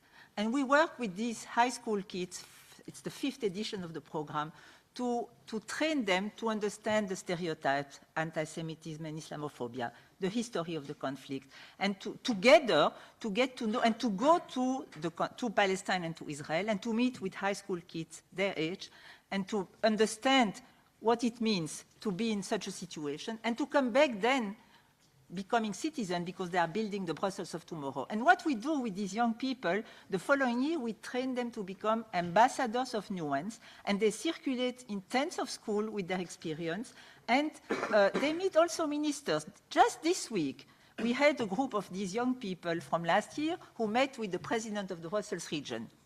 And we didn't speak with the old people. They spoke, and they explained to the minister what was their experience and what they are requesting, in fact, from the political world. And so I believe that we have to work with you and with younger people to get them to understand that as Europeans, we can play a role, which is a role by knowing situations, by understanding better the situation. And it's not enough to come up with resolutions and you don't understand that the situation on the ground is not the same as what it used to be. I hope that the message passed. Thank you. All right, thank you very much. We are now going to have the video message from Albertina Soliani, the president of the Istituto Cervi near Reggio Emilia.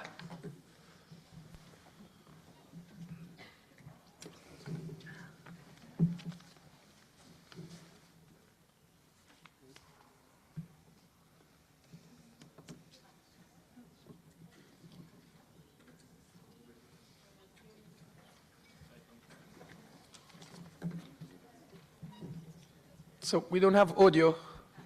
Really? No, I'm trying.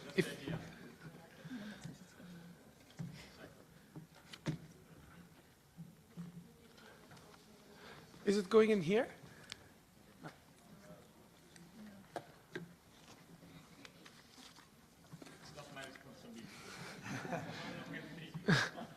So, shall we not have the video?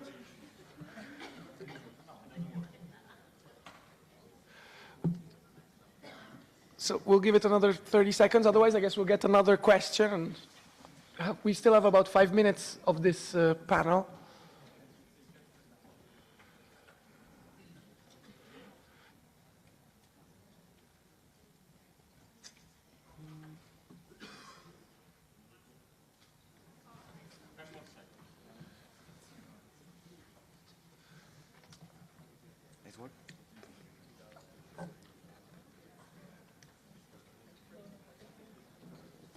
Yeah, so I don't know. We're gonna go and have a question, I guess. Yes, let's just have a question in the meantime. Well, we'll take the question anyway. So you want to go? I felt I've left. A question or a point? Yeah. Exactly. Since we might have a few Go for minutes, it. It's a very quick question.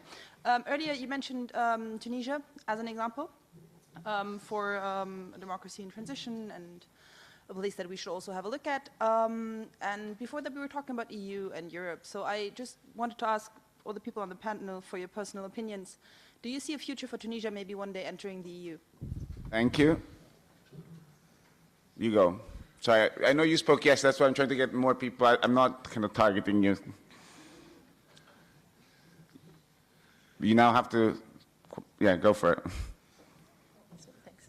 Hi, my question is to the panel in general. I want to ask that we've talked today about migrants coming through our borders, into our countries, but we haven't really talked about the migrants who are in our countries and have gotten permits to stay.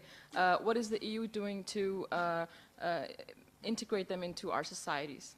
Thank you. You. The one, yeah. I would like to go back to the issue of which role we would like the European Union to play in the international system. And I would like to remind everyone about the case of Western Sahara, because many Sahrawi are still living as refugees. And even though the European Union is helping them, providing them with humanitarian aid, the European Parliament did not do anything substantially to stop the European Union from establishing a trade agreement with Morocco, which basically enables Morocco to exploit resources which have been stolen from the Sahrawi people. And so, since we all value democracy, I think that the S&D group should do more to make sure that this kind of contradictory behavior on the part of the European Union will not subsist any longer. Thank you very much. Okay, so we have 4 minutes left, or 3, so let's have just 1 minute from each of the speakers in response to these questions and wrapping it up. So why don't we start from Simone? Okay. Very briefly, I believe that Europe cannot become include all the countries that would like to be included. You know, the European Union has built the neighborhood policy, which is working with all its difficulties with the south neighborhood countries and the eastern neighborhood countries. We can criticize, it's not the point here. I believe that Europe has to invest very strongly into Tunisia, because Tunisia is a laboratorium for democracy. And we have to support the Tunisian democracy to develop and to be able to support the situation where they are in order to reinforce the democracy. Now, one word about migration and integrating migrants who are already in Europe. This is not the role of the European Union. It's the role, if I don't mistake, it's the role of the countries where they are actually. One word, what we have to do as socialists, we have to try to influence those countries which have socialist leaders and who are not ready to receive migrants. Thank you. Well, from my side, exactly on the same issue, look, I really think that Europe is a land of immigration and should go on being a land of immigration. This is something we should welcome. This is behind the positive parts of the history of this planet. Now, how can we make this work? For me, it's very simple. We need to remain an open society to different cultures, to different ways of living. So we need to have this cultural openness. This is in our tradition, also of Europeans.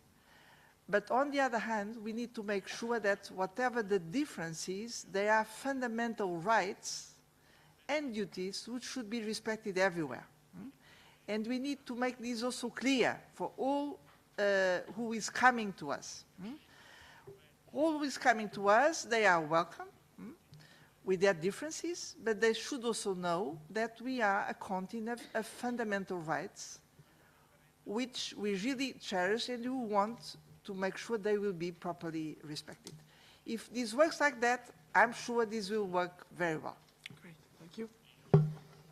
Me just sure, but like on the international issues, I think that what we have to make sure, and this is why like the European Union really needs to get back to a strong speech, is like whenever the European Union has an opportunity, can be talking about like the olive oil in Tunisia, how I went there, we have to make sure that all those countries, those governments respect the basic fundamental rights, because the European Union has so many resolutions in each country, has the Charter of Fundamental Rights, and it's the duty of the politicians and the European Union institutions to, wherever they go, make sure that they include in the agenda that regardless which topic, they have to ask the human rights to be respected, even in the Sahara in Morocco or the LGBT rights in Uganda. And this is something that sometimes we don't stress. And we really need to make sure that when we go in representation or when other governments, foreign governments come here, we make sure that they respect the basic human rights.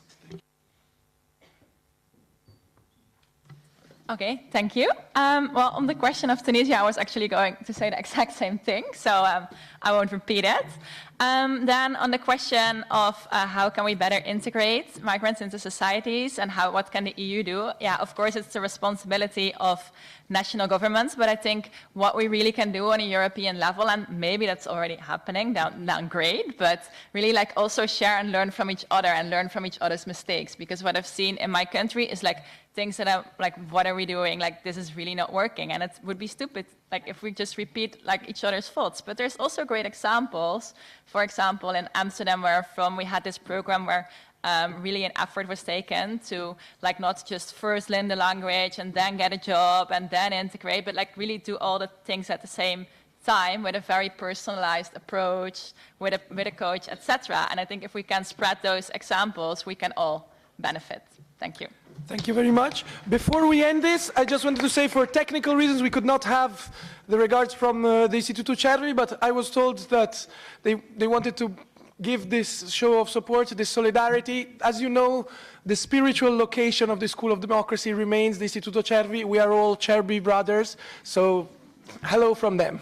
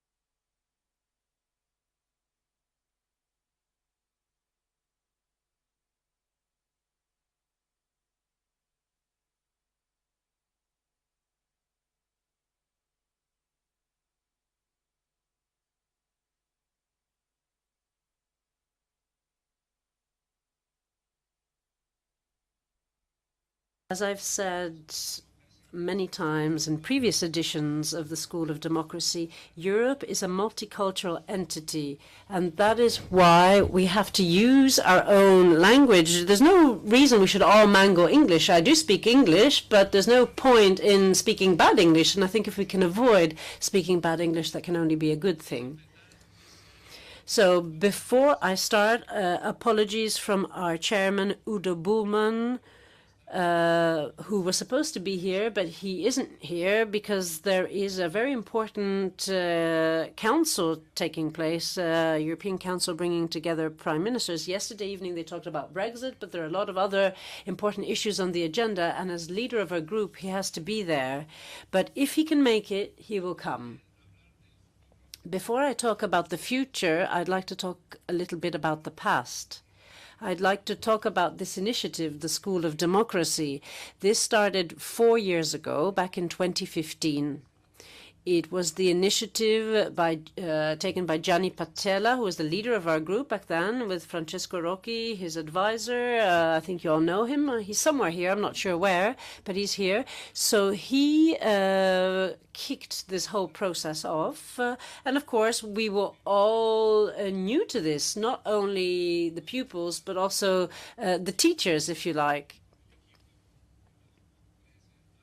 So Fraser, Anna, Jean-Louis, Giovanna, and the whole team got the ball rolling. This is an open and dynamic initiative, as you know. You've all taken part in at least one of the editions, and this started in Reggio Emilia. I'd like to thank the mayor of Reggio, Luca Vecchi, the rector of the university there, Angela Adesino, because it's thanks to them that we were welcomed in Reggio Emilia, and we had a wonderful time, because I think it's safe to say we had a great time. But in the School of Democracy, you have always been the protagonists. You, the pupils, have always been at the heart of this, because you've been the one putting in all the work. You've created this network of friends. I know that you still keep in touch with each other and work together through the internet.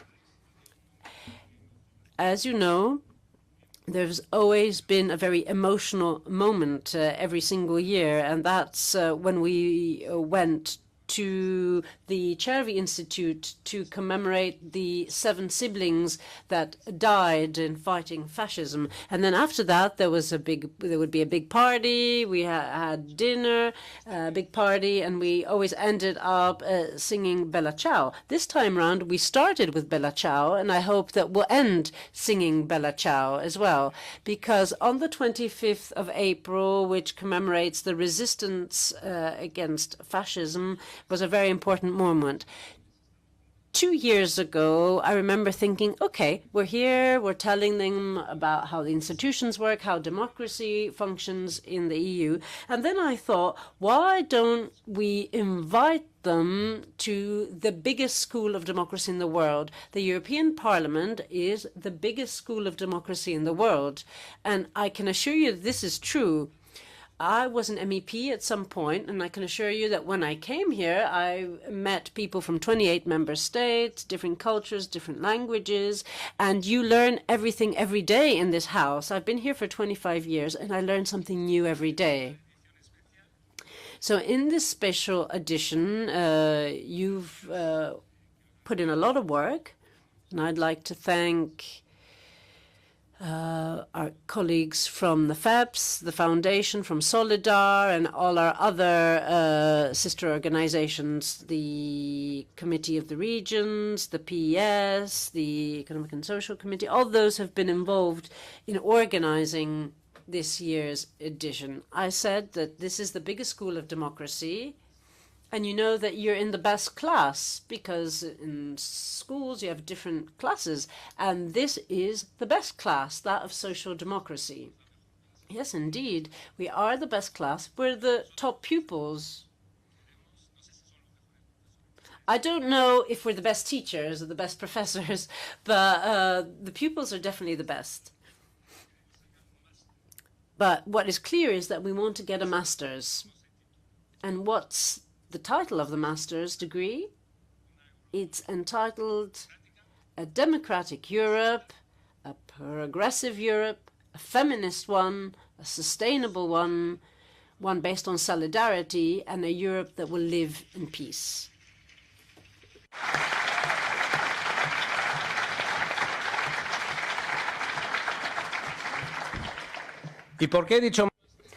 And why have I said a master's and not a PhD? Because it takes many years to get a PhD, and the Europe that I'm talking about is something that we want now. So we have to get the master's now. We have to work hard. As of today, we've got European elections around the corner, and we've got to win these elections, because the short title of the summary of that long title I told you, but is very easy. It's Europe with socialists at the helm. We want the socialist and democratic family at the helm here in the European Parliament. And we've got some exams to take in order to achieve this. We've got some subjects we failed and we've got to retake. We've got some retakes. We've got to nurture our democracy every day. Look at what's happening in Hungary. Look at what's happening in Poland. And I think that we all have to respect the rule of law. We're witnessing the far-right and populist movements that are mushrooming left, right, and center in all countries, even in Spain. Who would have thought that these forces would come back with a vengeance? And that is why we have to work for democracy every day. We want a progressive Europe. That's a subject in itself, an exam in itself. We have to give everyone the same opportunities. No one should be left behind. No one should fall by the wayside. Everyone has the right to education, decent work, and we have to work hard to achieve this. We also need tolerance. The color of our skin is not important. Our sexual orientation is not important. None of this is important. What is important is to respect the path that each and every one of us wants to take. We have to respect people's choices and live together side by side in harmony. We want a feminist Europe. We have to make sure that women are not mistreated. We have to put an end to gender violence, because we also have to make sure that if a woman is treated badly, that justice comes down strong. And then we're in favor of equal pay for equal work.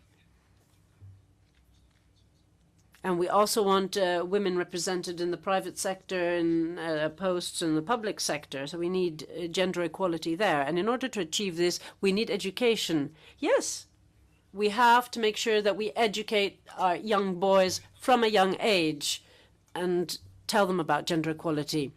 We've had 2 socialist governments in Spain, and that has shown that we'll only achieve gender equality if men are committed.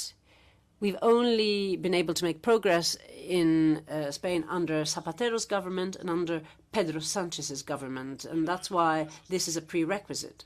I also talked about the need for a sustainable Europe. You've all taken to the streets. You've taken to the streets so that we don't continue killing and burning our planet. And that is why we have to change the way we consume, the way we produce, and the way we choose to travel. Energy generation, how are we going to go about that? I also talked about a solidarity-based Europe. The enormous challenge that we face in this area is to change people's mindset regarding migration. This is the challenge ahead of us. When citizens realize that migration is positive and that it can be done through legal channels, then we will have tackled that challenge and succeeded. Now, a Europe with peace. At 9:30 this morning, together with a group of colleagues, we went to Malbec metro station. It was today, 3 years ago, that 32 people lost their lives at Malbec station and at the airport. And it's only if Democrats stand united that we can put an end to this. I know that we'll all go once again to the station in order to lay some flowers. I talked about unity, and I know this because it was thanks to the unity of Democrats in Spain, to together with the security forces, managed to put an end to the scourge that wrought havoc in Spain for decades.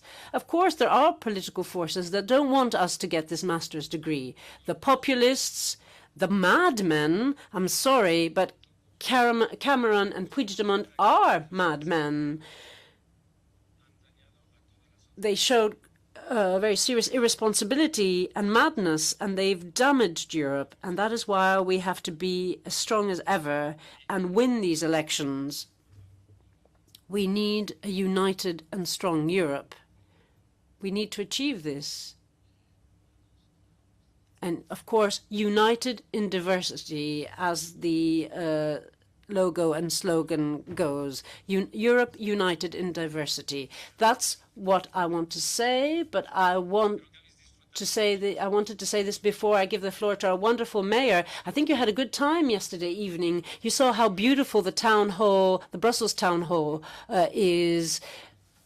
Philippe, with Freddie, your predecessor, there was a small delegation that was invited from the parliament. Now, I said I wouldn't mind exchanging office for a few days, but your predecessor didn't agree with that. So I'd like to give you the floor. Thank you very much for the wonderful evening that you offered us yesterday evening. Thank you very much for being with us today, because perhaps the last point I'd like to make is that Europe is built by citizens and by the institutions. And of course, citizens are linked to local politicians. I know what kind of work you do on a daily basis. I'd like to give you the floor and thank you once again.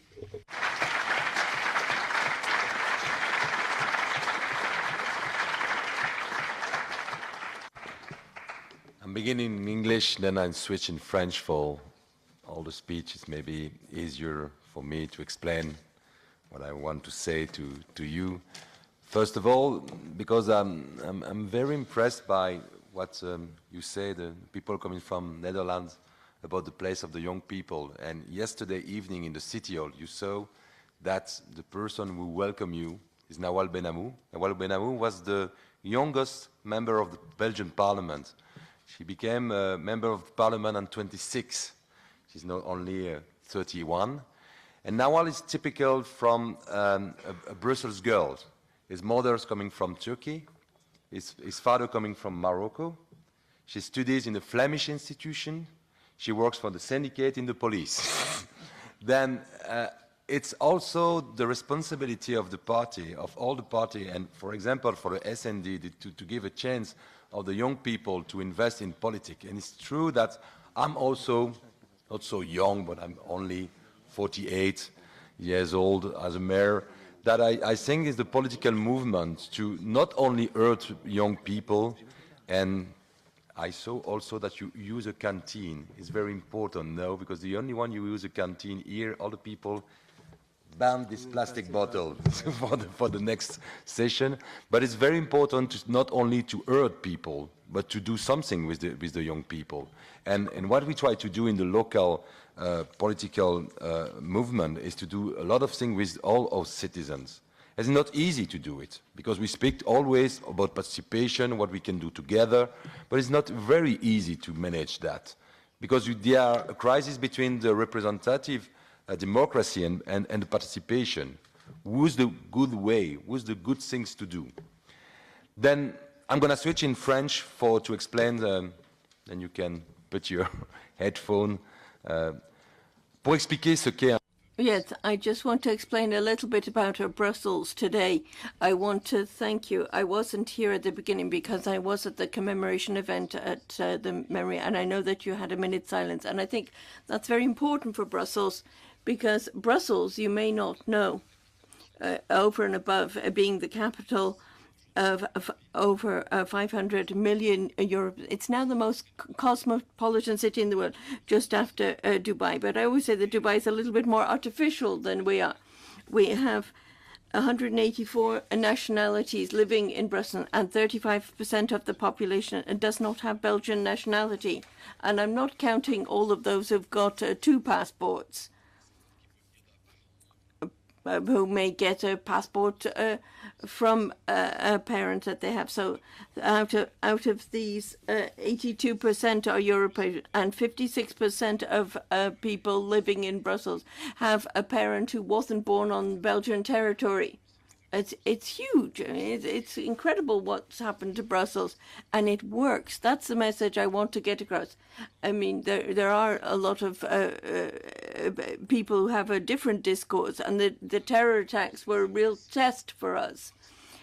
But we saw that Brussels stayed strong because it remained cosmopolitan. It didn't close in on itself. And I think that is the most important message for us to get on. But that's where movements are forgetting, is a sense of tragedy.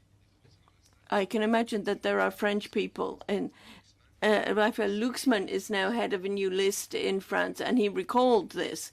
I invited him to talk about the tragic sides of things. The populists and those have talking about tragedy. They're talking about immigration. They're saying there aren't alternatives. There's no other choice. It's only. But our progressive predecessors who came up with paid leave, social security, all of those who changed were aware of what could be tragic. And they were saying, well, it's that or revolution. And so I think what we need to do in our cities, in our states, in our regions in Europe is be aware of the tragic so that we can build. And I think another thing that we need to think about, I heard a lot of you taking the floor, and you were talking about the rights, particularly the rights of LGBTQI persons. Now, it's true that in Belgium we've dealt with this a long time ago. I mean, we were one of the first countries. For a long time, we were dominated by a Catholic party that prevented us from voting on a number of laws. We've had a rather iconoclastic approach from liberals and the left. Over a period of 4 to 5 years, we voted on all sorts of laws on marriage, adoption, procreation, everything that you can imagine, discrimination. We passed laws to cover all of these issues, and in fact, we were often a step ahead, and all of this went very, very quickly. But I did want to point out one thing to you, something I think that we have to work out. As Marcel Gauchet says, individual rights versus collective rights. In the 90s and 2000, we made a lot of progress on individual rights, but we needed that. We needed to reconcile society with its citizen. But in our movements, we need to make sure that we don't forget collective rights. I mean, we came up with Social Security in the 20th century. That was a wonderful thing. I mean, in Belgium, it really is incredible. I mean, people have access to healthcare and Social Security, and that's something that's important. And I'm proud of the fact that whether people are rich or poor, they're treated in the same hospitals, university-level hospitals. But that's something that we need to keep fighting for. There are some people on the right who want to change that. They want things to be privatized. But as I say, when we're talking about individual rights, we mustn't forget collective rights, because otherwise we forget how to live together. And I think that is something which is extremely important and which distinguishes the S&D from other parties. We are for individual rights, but always supported by a collective project, and that's what our friends are reminding us with their water bottles, that we're all responsible for sustainability, the way that we live, the way that we travel, but we do have to keep an eye on what our objectives are. I want to give you one example of something that Brussels is doing. You know that in Belgium it's young people who are fighting for sustainable development. These are young people who are calling on the politicians to do things. And we took one simple step in Brussels. It's what I call those left behind by the climate. For about 15 years, we gave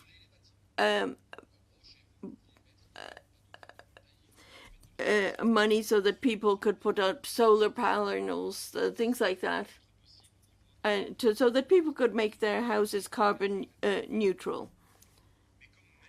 But as a mayor, I said, well, that's all well and good, but 60% of my population are renters. They're not house owners. And 25 to 30% of these are social people in social housing, and they'll never have access to all of this money that's being paid out for sustainability. So they're paying more for their. And so what we're saying here is it's not just individuals. It's not just insulating your house. It may be that people are living in social housing, and so they need to make a contribution to protecting the climate, because 60%. And we also need to bring down their energy bills, and I think that's fundamental. I'm going to mention the French again. All the French will be very happy. But Nicolas Hulot in 2018, when he left the French government, said, we have to reconcile the end of the month with the end of the world. And so that's really this constant battle between individual rights and collective rights.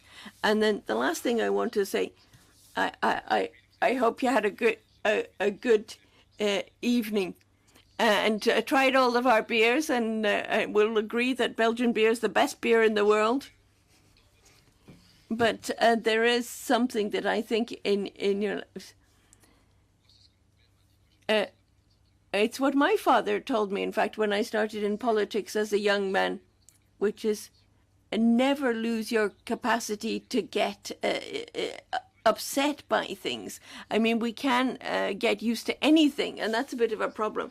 We're in a Western society where we're extremely rich. There's a lot of poverty in the world. The third richest area in Europe, but we have very poor areas within the city, and we should never lose that ability to get upset by things. And the progressist movements are trying to promote people who didn't have access to literature. I come from a very privileged background. In fact, I wasn't going to tell you the job of my father. Well, okay, I will. He was a banker. But so I grew up in this very privileged, protected background. But as a political movement, what we need to do is promote the people who are the voiceless. And because the voiceless then move towards populism. I mean, someone like Salvini is from the League. I mean, that was in the north before. I mean, and there was no question of them going to the south, but now they're getting applause in the south as well, because they brought this sense of tragedy down south. And yesterday, my colleague from Barcelona that I was talking to recalled that the border where the most people die in the world is in the Mediterranean.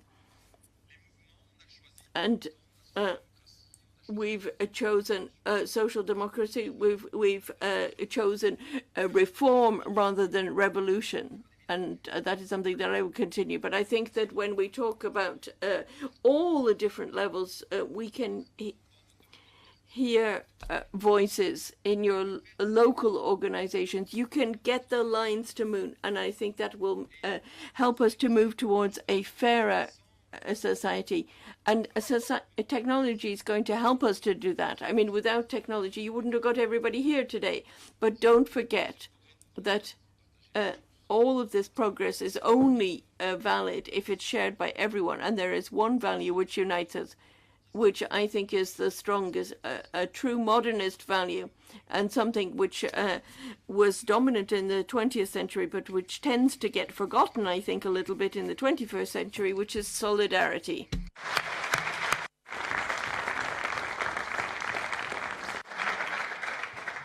Merci, mon cher Philippe. Je veux juste te dire une chose.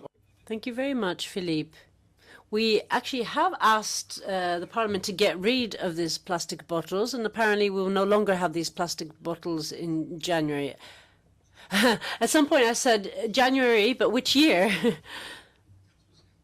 Katusha, thank you very much for being with us, for coming today. As always, you feel very strongly about what you do. You're very loyal, and you always come and meet young people. And now we'll meet from the local level to the regional level. Thank you very much, Javier. Early this morning, I already spoke, so I did have the opportunity to mention a few issues, but I would like to thank all the young women and the young men who have taken part in the School of Democracy. And as was said, we need to harness what you're doing and promote active participation in our local communities, because the biggest challenge raised by the populists and nationalists are challenges that we face in our neighborhoods, in our towns, in our villages. They're trying to tell a different story. They're trying to say that people can only resolve their problems if they give in to fear. And they're trying to change democracy. I listened very carefully to what Philippe said.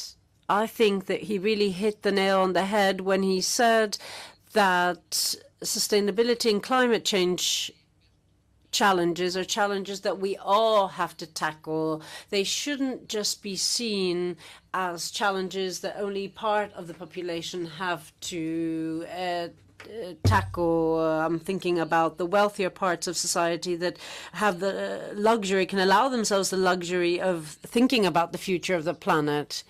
So we have to think about what the socialists are going to do and the progressive force are going to do in view of the elections, and they have to bear all of this in mind.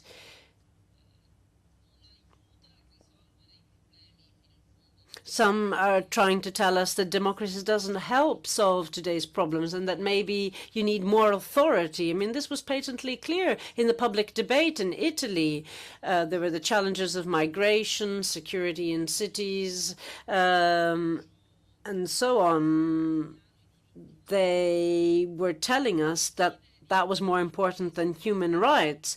And then look at the situation in Eastern Europe. There are governments that want to redefine the contribution that democracy has given to some fundamental rights. We've been accused of being part of an elite because we're interested in equality, gender equality, and sexual orientation and sexual freedoms. The PD was told that it paid too much attention to civil rights and that civil rights were something that only an elite could look into. We know what is vulnerable. We know that it's democratic culture and progressive culture that is really vulnerable in these situations. And sometimes we get the impression that it's only us progressives that are still defending the pillars of democracy. There are those who are saying that you only realize how important freedom is when freedom is lost. And I think that you can say the same about democracy, but we don't want that to happen because then it'll be too late. Now, what about our work? And what about your work, especially your work? I'm thinking about what young people have to do and what whole society has to do. We have to fight for democracy. We have to defend it. We have to change it. We have to bolster it.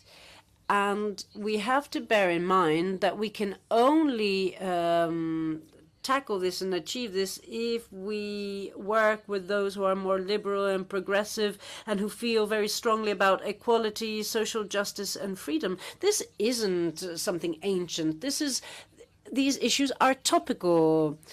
Now, the School of Democracy, therefore plays a role in this, and that's what our work has to focus on. And you have to bear this in mind when doing your daily work in cities and regions.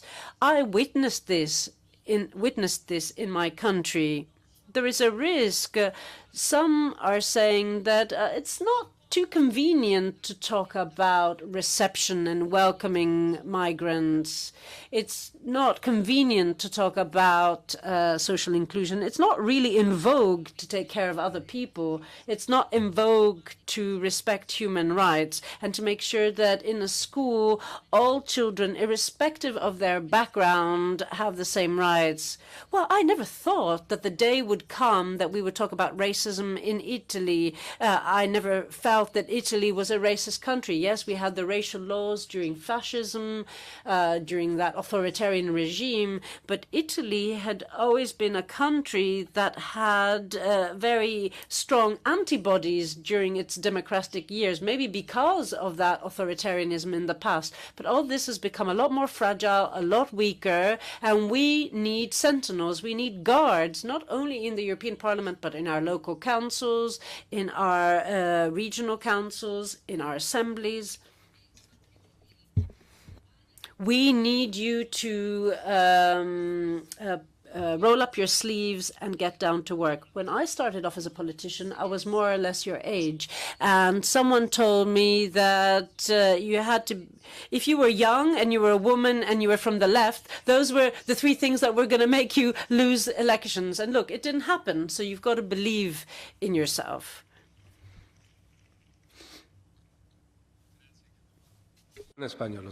Thank you. I'll continue in Spanish, so please put your headset on. Well, we've got to try and wrap up. And before we wrap up, I'd like to pass on a message from our chairman, Udo Bullmann. And his message is the following. Well, this School of Democracy will continue regardless of what this group looks like after the elections. I think that it's one of the best initiatives that this group has taken because it's open, it's based on participation.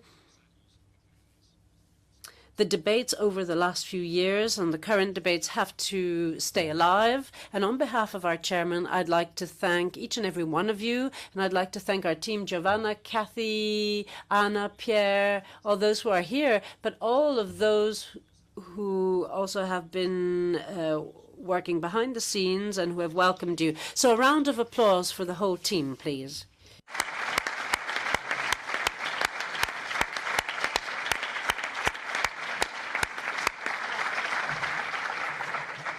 También, como no, agradecer. And of course, I'd like to thank all our speakers, the politicians, the sportsmen, everyone who's actually gone through the School of Democracy over the last 5 years. I think they deserve a round of applause. I think some have came back and attended this special edition, and I think they deserve a round of applause because without them and without you, we wouldn't have the School of Democracy. So a round of applause for them.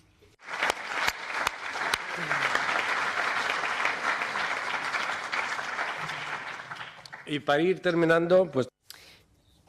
And since we're talking about school, I'm going to talk about maths because, as you know, we're not allowed to have an electoral campaign in this house. It's rather absurd because we've got elections in a month and a half, but we can't talk about candidates. But I'll talk about maths. So I'll say to you, please act as multipliers. Take the ideas in this house and pass them on.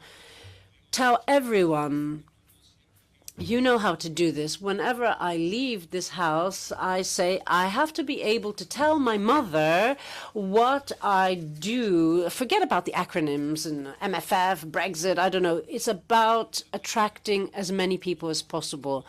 And we invited some people, but they were unable to come. I mentioned the Cervi Institute colleagues, Albertina Soliano and Marco Zanoni. We invited them, but they were unable to come. And we also invited the whole team that regale us with such wonderful moments. And then Better Bella Ciao is here.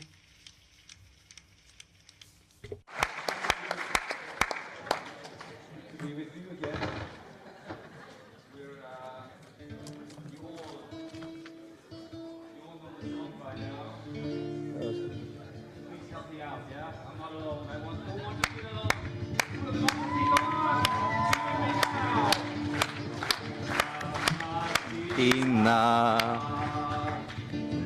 sono svegliato, oh bella ciao, bella ciao, bella ciao, ciao, ciao, una mattina.